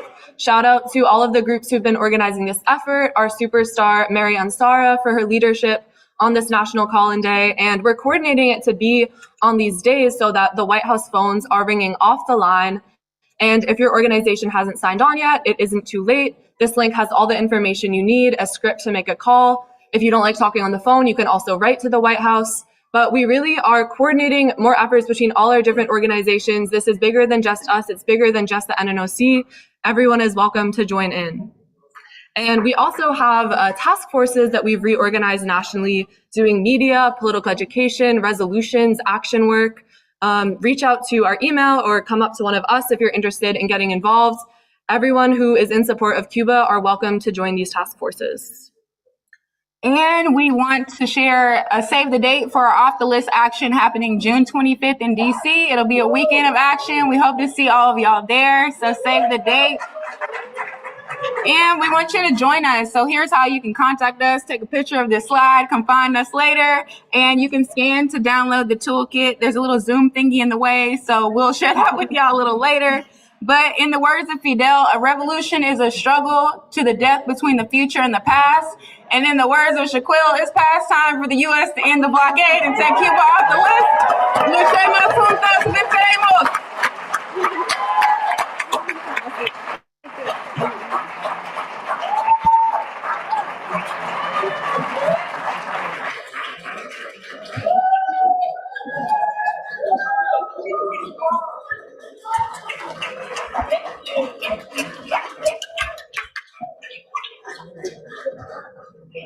All right. Thank you so much to Shaquille and to Kala. Such a dynamic presentation about this important National Network on Cuba campaign to demand that Biden remove Cuba from the state sponsors of terrorism list. Our next speaker is going to be joining us online, and so we're just organizing that on Zoom. I do want to let folks know that we have about 3 more speakers in our plenary, and then we'll be going to lunch, so we appreciate your patience. We have some really important guests here with us today, and we want to give everyone their time to bring their presentations to the floor. Before I introduce our next speaker, I also wanted to let folks know that in solidarity with the campaign against the state sponsors of terrorism list and our demand for its removal, Friends of Cuba Against the U.S. Blockade Vancouver, along with the New York, New Jersey Cuba Sea Coalition, are launching this postcard campaign. Officially, it's been happening since December, but we're making it an official campaign between the United States and Canada to send postcards to the Biden administration, to the Biden White House, demanding that the Biden administration remove Cuba from the state sponsors of terrorism list. We see this very much as support and another tool in the great campaign being organized by the National Network on Cuba. And we've got lots of these postcards for folks. We're recommending, if you can, put one in the mail every week or every month. Let Biden know. Take a selfie of yourself when you put this in the mail, and let folks know on social media that you're sending off a weekly or monthly postcard. And again, use that hashtag off the list. Make sure that we're building this campaign as united and broad as we can. Myself and Aaron will be speaking at the Actions in the Street workshop this afternoon, a little bit more about this campaign as well. So as we go, we've got now with us Professor Leo Grande, and it is a big honor to introduce him here joining us on Zoom. I think everybody can see you. Can we do an audio check? I'm right here and eager to talk with you all. All right. I can hear you through the computer, but it's not coming out through our sound system here. So we're just going to do another test here. Testing? How's this? We're still just one. We're going to try a different button here and see if we can get it to click. Go ahead, please. Hello? Are you? Hey, there we go. Working? Wonderful. So I introduced you again, Professor William Leo Grande from the American University in Washington, D.C. Please give him a warm welcome. So good afternoon, everyone. I'm sorry I can't be with you in person, but I can, here in Washington, D.C., I can feel the energy in the room. Just a few weeks ago, Juan Gonzalez, who's the Latin American director at the National Security Council, described Biden's policy as neither Trump's nor Obama's, but something in between. As I'm sure most of you all know, last May, Biden relaxed some of the sanctions that Trump put on Cuba. He made it a little bit easier to travel, not as easy as it should be. And he made it a little bit easier to send remittances to family members in Cuba. And that was in response to pressure from you, from progressive Democrats in Congress, and from progressive governments in Latin America. So the question right now is, will Biden do more, or will policy stay frozen more or less where it is until at least after the 2024 election? And I think that's an open question right now. I think it depends in part on how much more political pressure can be brought to bear on the administration to follow up with some additional moves. And the most important one is indeed taking Cuba off the State Department's list of state supporters of international terrorism. As you talk to people about this issue, some of them are going to ask you, well, why should we do Cuba the favor of lifting the embargo or taking them off the terrorism list? And the answer is that normalization of US-Cuban relations is in the best interest of the people of both the United States and Cuba. Some years ago, in explaining why Cuba and the United States needed to get along with one another, Cuban diplomat Ricardo Alarcón said, we are near neighbors, and unlike people, we can't move away. There are many, many issues of mutual interest that Cuba and the United States share, and that can only be effectively managed by cooperating with one another. Environmental protection, public health, as we've just seen with the pandemic, and migration. You know, in the last 2 years of his presidency, President Obama signed 23 agreements with the United States, or with Cuba, and Donald Trump ignored or violated every single one of them. And Biden so far has only restarted cooperation on 2 of those issues, on migration and on law enforcement. There's a lot more that could be done. Educational, scientific, and cultural exchanges obviously benefit both countries. Before Trump, more than 600,000 non-Cuban American travelers from the United States were visiting Cuba every year. There was a flowering of cultural exchanges, music, and art during the last 2 years of the Obama administration. And Cuban advances in biotechnology could obviously benefit the United States. Most importantly, I would say the lung cancer vaccine that Cuba is currently working to develop with Roswell Cancer Institute in Buffalo, New York.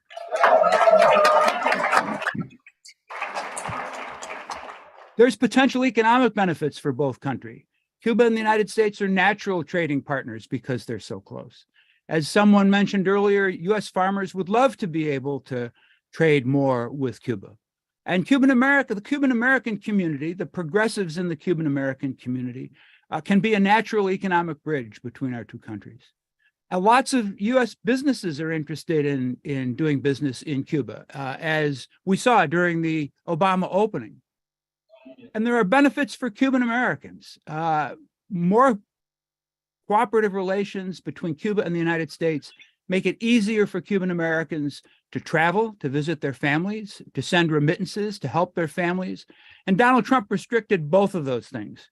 Biden has loosened them a little bit, but there's still more to go. Finally, US policy towards Cuba is doing serious damage to our relations with the rest of the world. As all of you know, I'm sure, no one else in the world supports the US embargo. The United Nations has voted for 30 years in a row for the United States to end the embargo, and with almost no one else supporting the US position.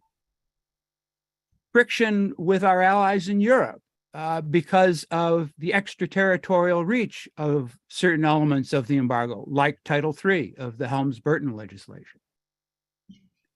The complication of our relations with Latin America is perhaps the most serious. It's one of the main reasons that Obama changed policy in 2014. And one of his senior officials called US policy towards Cuba an albatross around the neck of US cooperation with the rest of Latin America.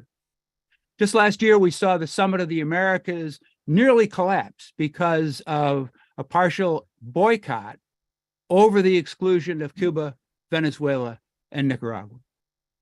Today, almost every government in Latin America, every major government, is led by progressives. There's a fundamental contradiction today between Joe Biden saying he stands with the Cuban people, which he says every time he speaks about Cuba, and continuing a policy aimed at strangling the Cuban economy, which increases the misery of the Cuban people. And that's why the last 3 popes have all opposed the US embargo, including the Polish Pope, John Paul II, no friend of communism. The next step to moving US policy in the right direction is to take Cuba off the list of state sponsors of terrorism.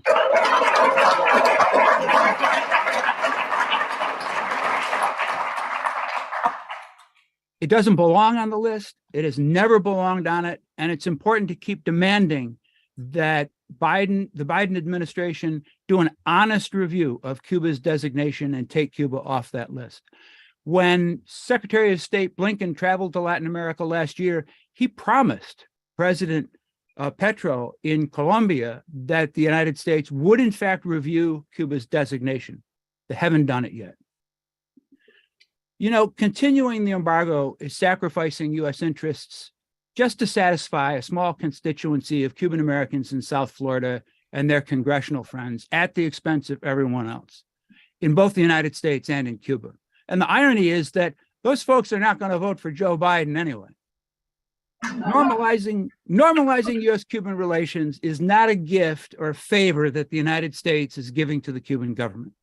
The United States should normalize relations and end the embargo because it's the right thing to do, because it would serve the interests of both the people in the United States and the people of Cuba. Don't let Joe Biden forget it. Thank you.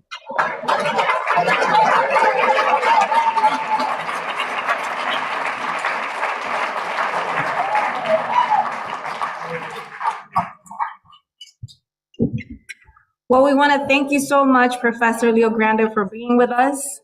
We felt the heat. You brought the heat to the house. So thank you so much. Don't let Joe Biden forget. And it is extremely important to let Joe Biden know that these policies are retrograde. They are too old to be in the new. There's a new world that is being born, and it's a pluripolar world, as Chavez would say, and we need to get ready for that. So, comrades, I have the immense pleasure of welcoming Professor August Nimps into the stage. And, I also want to acknowledge that we have hundreds of people that are on the Zoom. So why don't you give them a round of applause?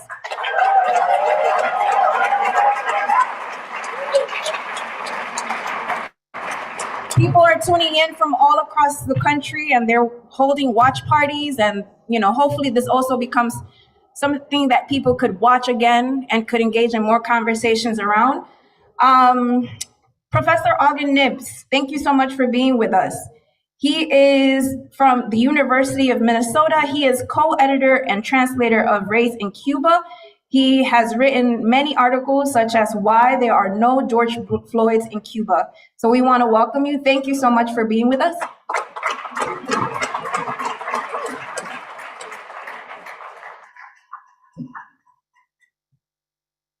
First, I want to thank the organizers for inviting me to be a part of this discussion. It's an opportunity to share our opinions, our differences, and think about how to go forward. So it's a real honor and a privilege. Last December, Cuban Deputy Foreign Minister Carlos Fernandez de Cosio gave a major speech in Havana analyzing the U.S.-Cuban relations.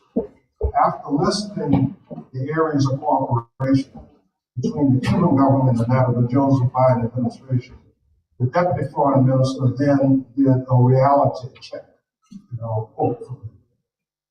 Based on this analysis, the application of the blockade and its impact today, it can be said with sufficient confidence that the current government of the United States, that of Joseph Biden, is the one that has applied the blockade most aggressively and effectively. It is the one that punishes the most, the one that most harms the daily life of Cubans and the economy as a whole. Here I include all the administrations, from Eisenhower to date. That is what characterizes the government of the United States and its current policy towards Cuba. I insist that one, the most aggressively and effectively applies, this one that effectively applies the blockade, the economic blockade. In practice, Biden is applying with utter and surprising loyalty, not just the blockade as it existed before, but the policy of maximum economic pressure that was designed by his predecessor, Donald Trump, unquote. The minister's analysis should have prepared us for what happened on February 27th. We had every right to be outraged by the Biden administration's reissuance of the State Department list of state sponsors of terrorism with Cuba's name on it. But we should not have been surprised. We had on February 27th one of the best examples of what it means to say that Washington and Wall Street's policy toward Cuba is thoroughly bipartisan. It has been that way from the very beginning. We should use that day in infamy on February 27th as an opportunity for those of us who do Cuba solidarity work to go back to basics.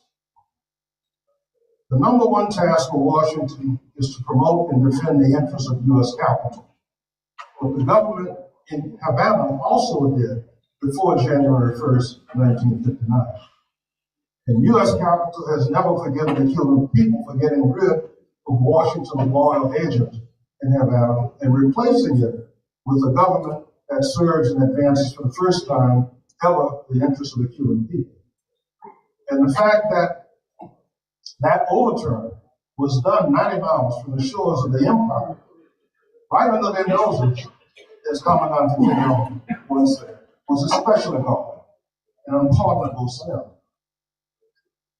For this most shameful reason, Washington is committed to putting an end to the Cuban Revolution, regardless of which of the two capitalist parties is in office. There should be no doubt that the Democratic Party is, like the Republicans, is a capitalist party. Both Biden and Pelosi have reiterated that point in recent comments for those who might think or wish otherwise. But there's another reason, more important in my opinion. So sorry, a few people are having trouble hearing. We can't raise the volume on the microphone, so if you could just try and speak. Oh, okay, sure. Okay. Sorry, folks. But there's another more important reason for Washington's and Wall Street's hatred of the Cuban Revolution. Its very existence. A State Department official in the new Democratic Party Johnson administration explained it this way, as Piero Blaheses reports in his wonderful book, Conflicting Missions. He said, look, even if we could work out something with Havana, some kind of peaceful coexistence, as we have with the Soviet Union, our problem is that the revolution's existence gives everyone in Latin America who might want to emulate Cuba strong heart. That is encouragement to do the same. In other words, Cuba has a bad example. A bad example if your interests are in protecting the interests of capital and not the interests of the working masses everywhere. Yes, there have been differences between the two capitalist parties about U.S. policy toward Cuba.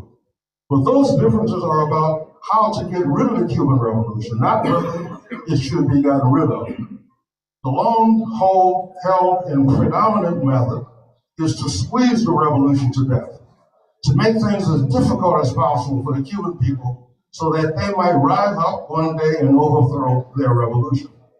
For a brief moment, the alternative strategy was in place, what some of us call the hug the revolution to death strategy, what the Obama initiative was about.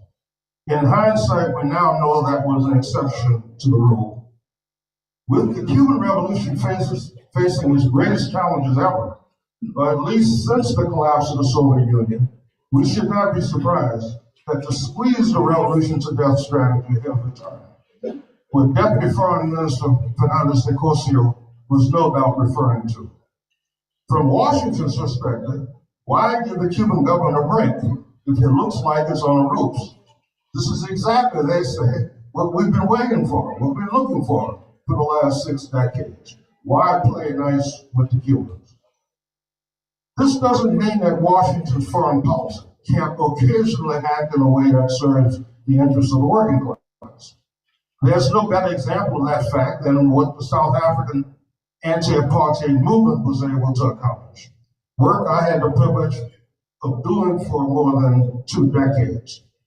But we were successful because of all of the local level grassroots work we did in the churches, in the labor movement, in educational centers and civic organizations. Reaching out to and educating working people of all skin colors in the United States eventually paid off. That's what motivated Congress to do the right thing.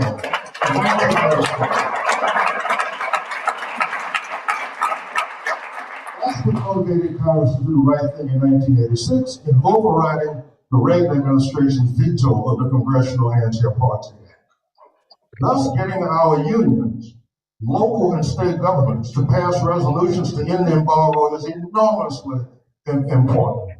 The 76 different resolutions we heard about earlier is of enormously important.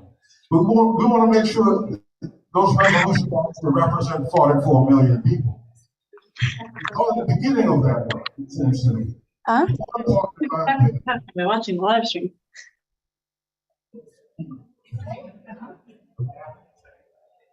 Please keep going. I'm gonna just double check what's happening online.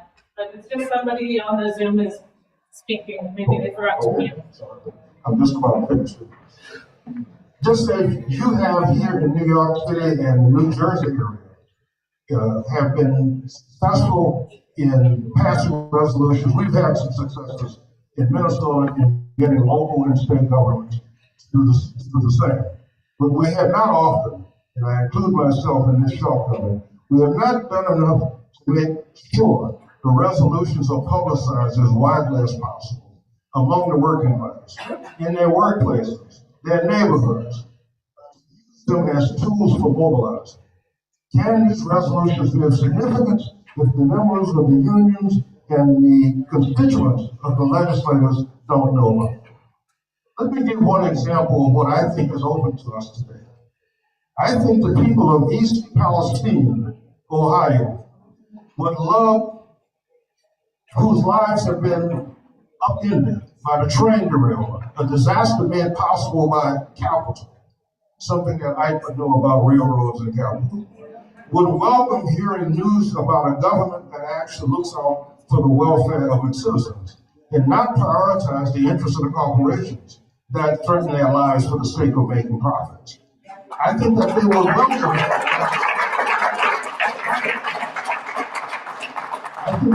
welcome news about how the government can promote the development of medicines and vaccines without having to use the profit motive to do so. A government that's only 90 miles from their shores. A government that does this despite Washington doing everything it can to prevent them from serving not only their own citizens, but those in far-off places owing to the nobility of the selfless proletarian internationalism of the Cuban Revolution. These are the audiences we should reach out more to because they are the ones who would benefit the most from having the kind of government that exists in Cuba, a government that represents working people unlike what exists in the United States. They are the audiences that have an inherent class interest, I argue, in wanting to end the embargo. Again, I thank the organizers of the conference for inviting me to be on the panel to share my views, and I look forward to the discussion. Thank you.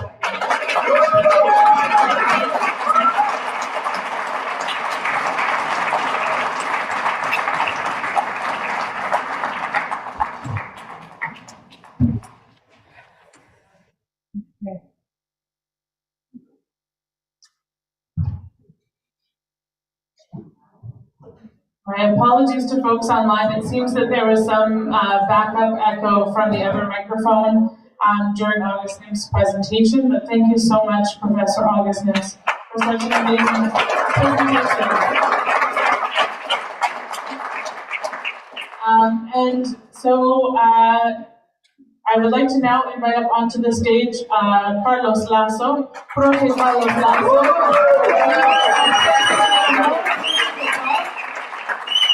I think we're getting set up for you at the proper microphone there. Okay.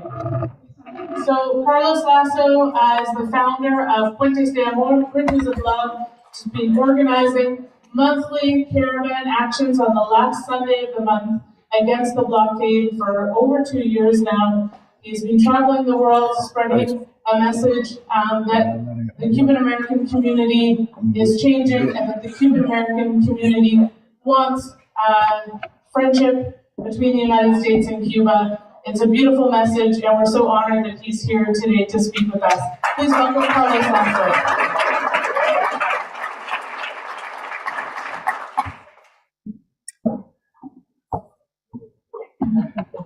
Okay.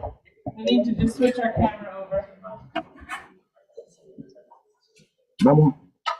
Oh, ¿quiere hacerlo en español? Sí, mejor porque es que tengo. We have an audience also like almost 150 people who are watching this in Spanish, and I would like to talk. Actually, the speech is in English, but I need to say it in Spanish for them too. Okay. I hope that we can translate. Okay? I will help you. Ya, dice así.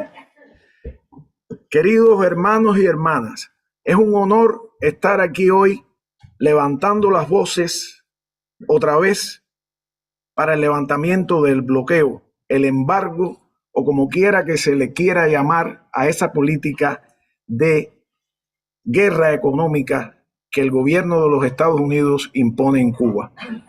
Dear brothers and sisters, it is a pleasure to be here today with you as we unite and raise our voices once again in order to demand that the blockade be lifted against Cuba or the embargo be lifted against Cuba or however you would like to politically call this economic war against the people of Cuba. Como cubanoamericano, yo soy parte de un creciente sector de nuestra comunidad que pone a un lado creencias políticas o religiosas y quiere levantar el bloqueo y construir puentes de amor entre los pueblos de Cuba, los Estados Unidos y todo el mundo.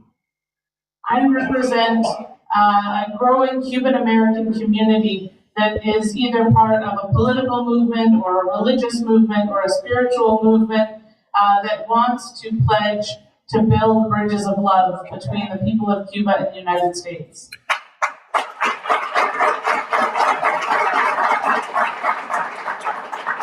Durante más de 2 años, Puentes de Amor ha organizado y participado en caravanas y eventos en los Estados Unidos y alrededor del mundo para traer conciencia acerca de la necesidad de terminar estas criminales políticas que tratan de asfixiar a las familias cubanas.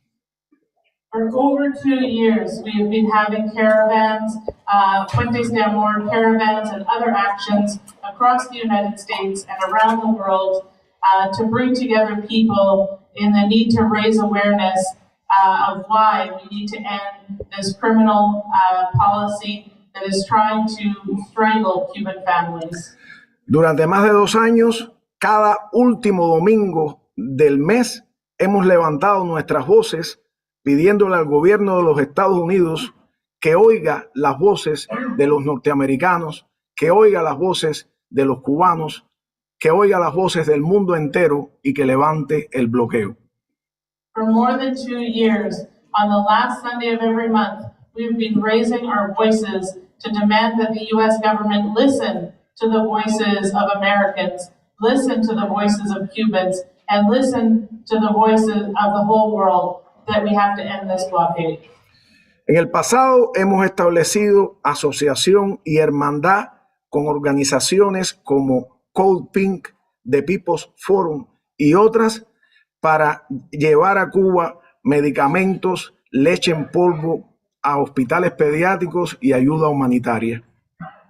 We've been working on important campaigns with other associations, including Code Pink and the People's Forum and other organizations to bring medicine, to bring powdered milk, to bring other necessary items to pediatric hospitals in Cuba.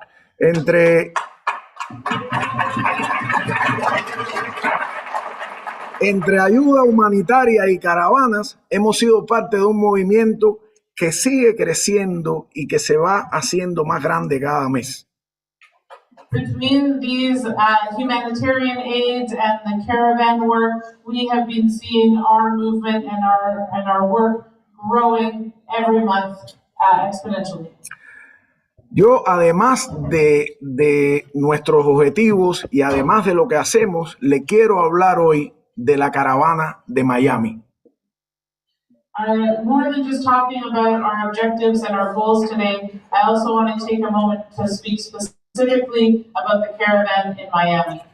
Cada mes, cubanos y no cubanos, personas de diferentes credos e ideologías, marchan en caravana en la ciudad de Miami pidiéndole al gobierno de los Estados Unidos que saque a Cuba de la lista de países terroristas y levante el bloqueo.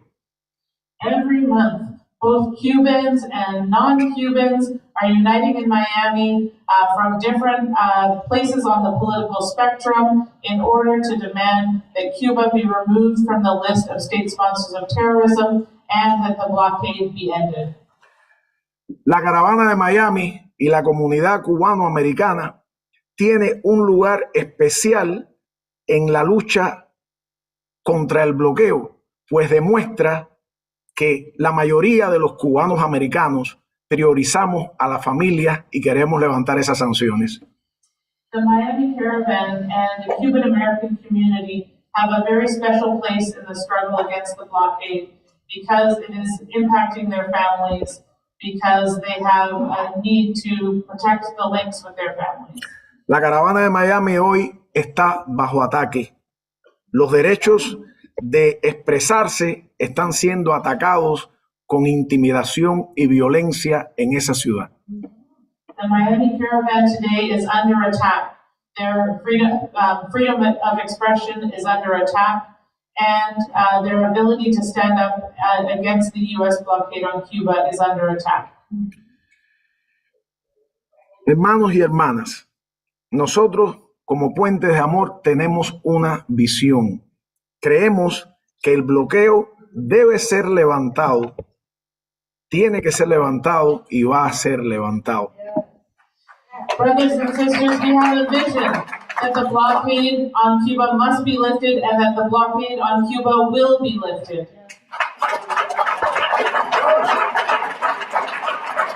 Pero también creemos que para alcanzar ese objetivo necesitamos el apoyo de cada persona decente en los Estados Unidos y en el mundo. Hombres y mujeres de buena voluntad, unidos en la decencia, en la humanidad y en el amor.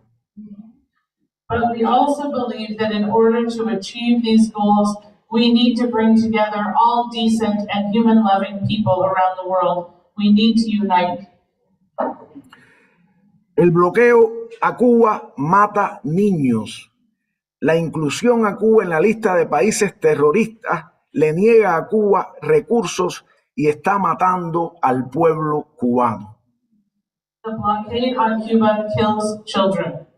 Cuba being included on the state sponsors of terrorism list is making it so that Cuba is not able to access much needed resources, which is impacting on those growing up in Cuba today.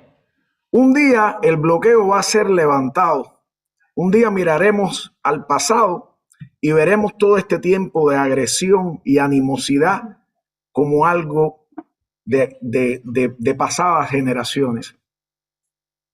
One day the blockade on Cuba will be lifted, and one day we will look at the past and we will look at this time and we will see the hatred and the division that existed as something of a previous ancient generation. Pero para que eso pase necesitamos luchar este día y todos los días. Necesitamos poner a un lado nuestras diferencias, cualquiera que ellas sean, y unirnos en el amor a la familia y a la humanidad. But for that future to come, we need to fight today. We need to come together despite differences, despite issues. We need to come together in unity for peace and for an end to the blockade. Hermanas y hermanos, un mundo mejor es posible. Levantemos el bloqueo. Únanse a nosotros en las caravanas cada último domingo del mes hasta que el bloqueo sea levantado. Brothers and sisters, a better world is possible, and we hope that you will continue and join us on the last Sunday of every month as we continue this campaign of caravans against the blockade.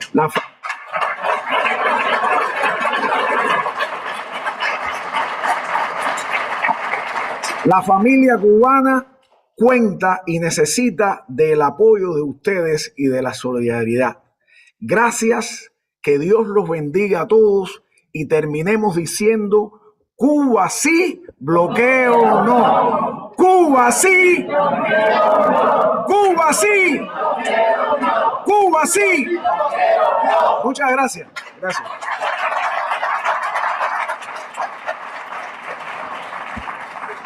Carlos wrapped up saying, Cuban families need you and need your support.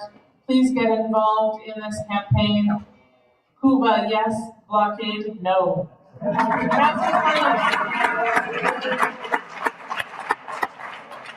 Thank you so much, Carlos, for the call to human decency. Sometimes we forget it's about that, about humanity and being able to build bridges of love that give life. That's what we're here for.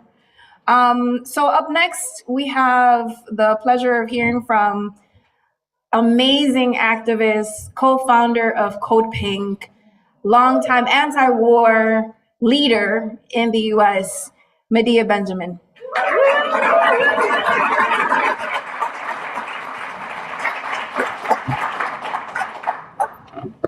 So can you hear me okay? So I get behind this thing, you can't see me. I want to just say how much a privilege it is to go after Carlos Lasso. Because, you know, some of you might remember in the old days when people who were doing this work in Miami were bombed. And think, well, it's not like that anymore. Well, we might not have bombings now, but Carlos gets death threats probably every single day. The people in Miami who go on the caravans are losing their jobs. They're losing their homes. They are so courageous to come out Miami because that is a place where Cuban Americans who say they love democracy so much, they want to see democracy in Cuba, yet they have disdain for the very free speech that we should have in this country and be able to go through the streets in Miami without fearing for our lives. So I want to thank all of the Cuban Americans who are doing this very hard work of saying yes to the Puentes de Amor. Now, Sandra Levinson started out saying how many people wanted to live in Cuba, move to Cuba, and probably a lot of us in this room have thought of that. But some of us actually know that we have to go into the belly of the beast and have moved to Washington, D.C. to do that work.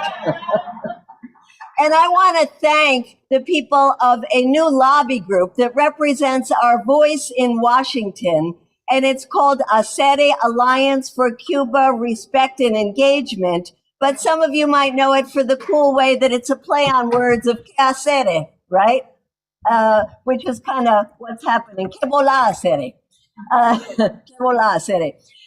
And if you're on the ACERE advisory or steering committee, can you please stand up to get a round of thanks from people here?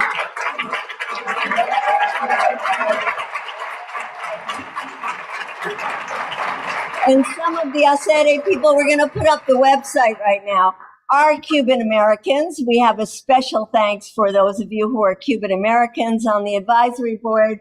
What ACERE does is translate the kind of energy in this room to Washington, D.C. And you know, when you love someone like we love the Cuban people, sometimes we have to do things that we really don't like doing. And that's engaging with people in Washington, D.C. We hold our collective noses and we dive deep into Washington. We do advocacy days. We do briefings for members of Congress. We put out materials that all of you can use. We're very engaged with you on the call-in days of March 16th and 17th. And, you know, it's kind of funny that at Washington, D.C. in the White House, they only allow you to call in on certain days, Tuesdays, Wednesdays, and Thursdays from 11 to 3, because they can't afford to have a hotline that you could call the White House anytime you wanted. Ha ha. But we are anxious and have dozens of groups now that are going to flood the White House call-in line. Raise your hand if you're going to call in over and over and over again on the 15th and 16th so they hear from us. The other thing that I wanted to let you know is about a day that we're going to have in Washington, D.C. At the end of April 28th and 29th, and we'll pull up that. It's America's Policy Forum. This is a gathering to finally say, after 200 years of the Monroe Doctrine, it's time to bury that doctrine. And we will have people coming not only from the United States, from around Latin America, to join us in that call. Now, on the Friday before, which is the 28th of April, we will have an advocacy day. Those of you who can make it to Washington, D.C., we guarantee that you will have fun. marching through those halls of Congress. We'll go to the office of Bob Menendez. Boo. We'll go to the office of Marco Rubio. Boo. We'll do teach-ins and takeovers of their offices. Yay! We will visit your Congress people who probably deserve a boo. And we will be telling them to take Cuba off that damn terrorist list. We will be telling them that Cuba is a victim of US terrorism. It is not a sponsor of terrorism. And we are asking you, how many in this room have done something to engage your member of Congress since the beginning of this year? Be honest, raise your hands. Okay, so that is a minority. We have to turn that around. Raise your hand if in the last year you have had a face-to-face meeting with your member of Congress. So look around. I can count them on one hand. 1, 2, 3, 4, 5. That is not right. We have to change that. You have to demand a meeting with your member of Congress. And if they don't give it to you, you have to go to their local office and you have to do a rally outside their office. Now, how many people does it take to do a rally? 2, 3, 4. You don't need a lot of people. They get very nervous when there's somebody outside of their office. You really need to demand a meeting, and it works. Let me tell you, it works. We interrupted a head of one of the committees when he was giving a talk in Washington, D.C., got right on the stage and said what he's saying is absolutely false. And guess what? We got an hour meeting with him afterwards. So it works. You have to engage your members of Congress. We know we don't live in democracy, but they think that this is a democracy and they think that they represent us. So we have to demand that they represent us. And in general, what they have to represent is not the small cabal of people in Miami who are the haters. They have to represent us, the lovers who love the people of Cuba and demand a change in our policies. And so as we close out here, we are going to hear from one of the few lovers in the Congress, and that is Jim McGovern. And Jim McGovern is somebody who actually has been to Cuba many times and fell in love with the Cuban people. The reason that he is good on Cuba is not only that, it's also that there is a very vibrant and engaged community in Western Massachusetts that are constantly on him to do more. And so we want to thank that community, and we want to thank Jim McGovern, who we're going to hear from now. Thank you.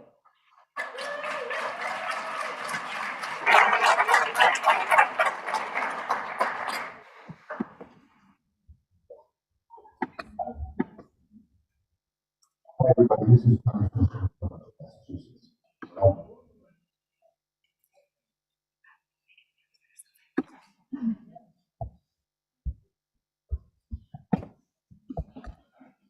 All right, we're going to make a little announcement while we figure out our technical issues here. Thank you so much to Medea Benjamin.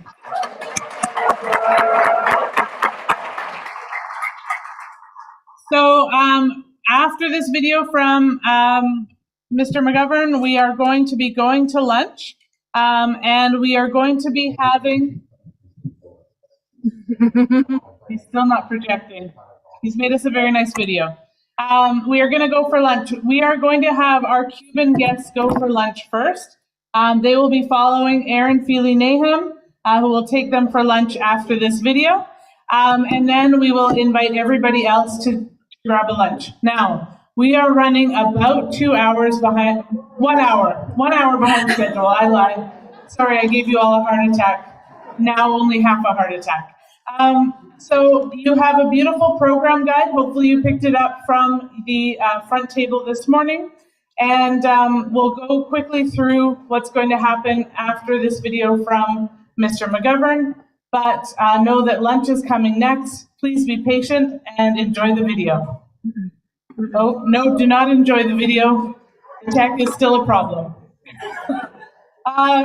So, as I mentioned, the lunch today is being provided by Fordham University, and because we have been able to book the center for free, we are having to pay for lunch. And so we are asking for folks to make a $20 donation for the box lunch. If you've already paid, then you can pick up your lunch after the Cuban delegates. Of course, our Cuban delegates are eating for free.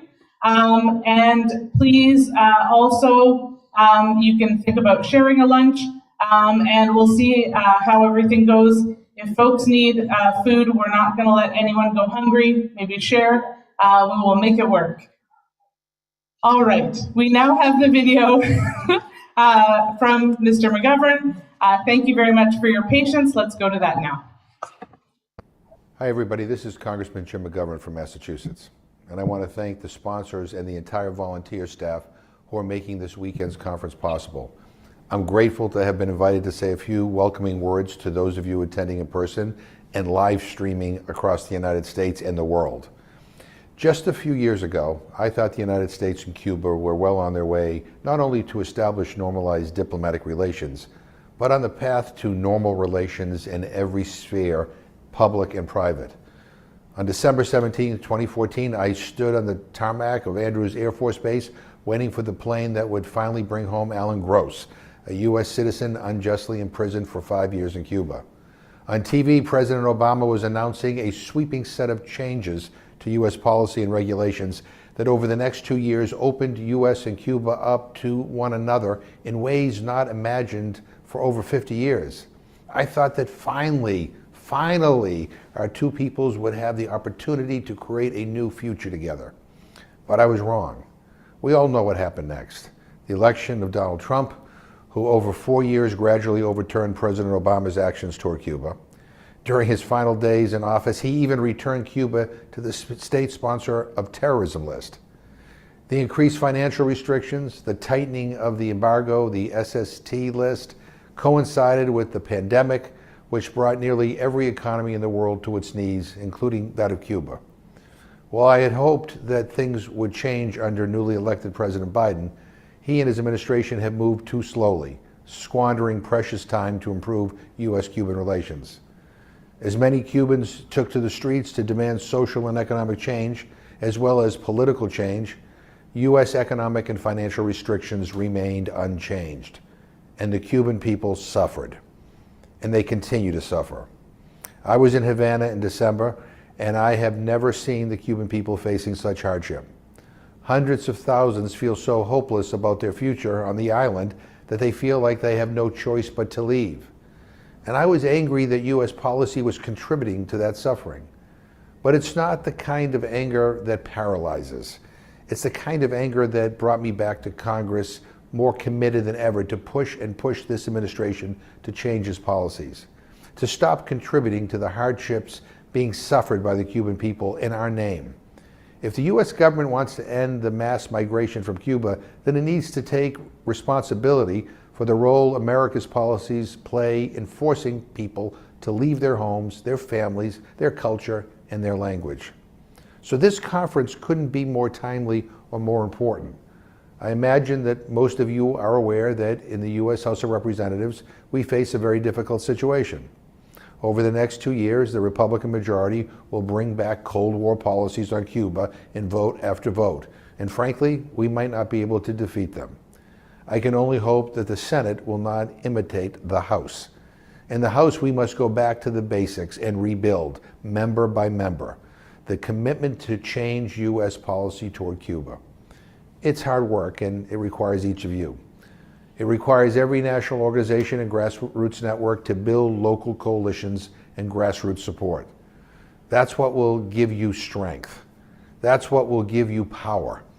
And that's the kind of coalition no member of Congress can ignore. We once had scores of such diverse and active coalitions. We need to rebuild or reactivate them if we're going to create the change we want to see in U.S. policy. We need to do the same thing inside Congress.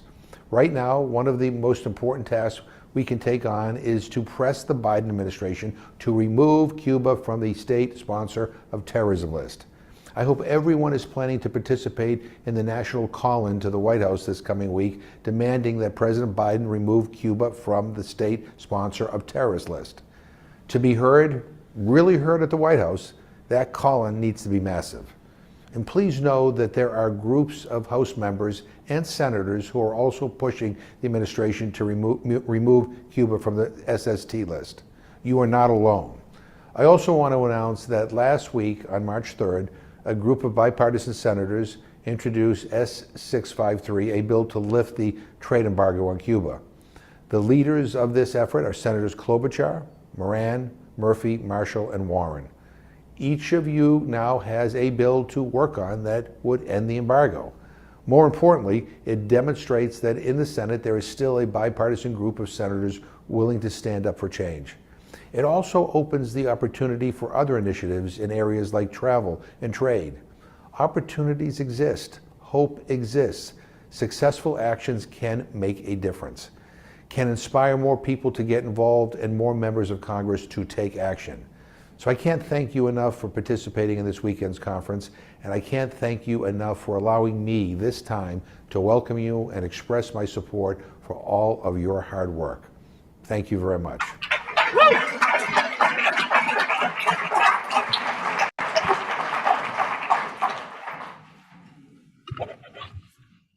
We want to thank Governor McGovern.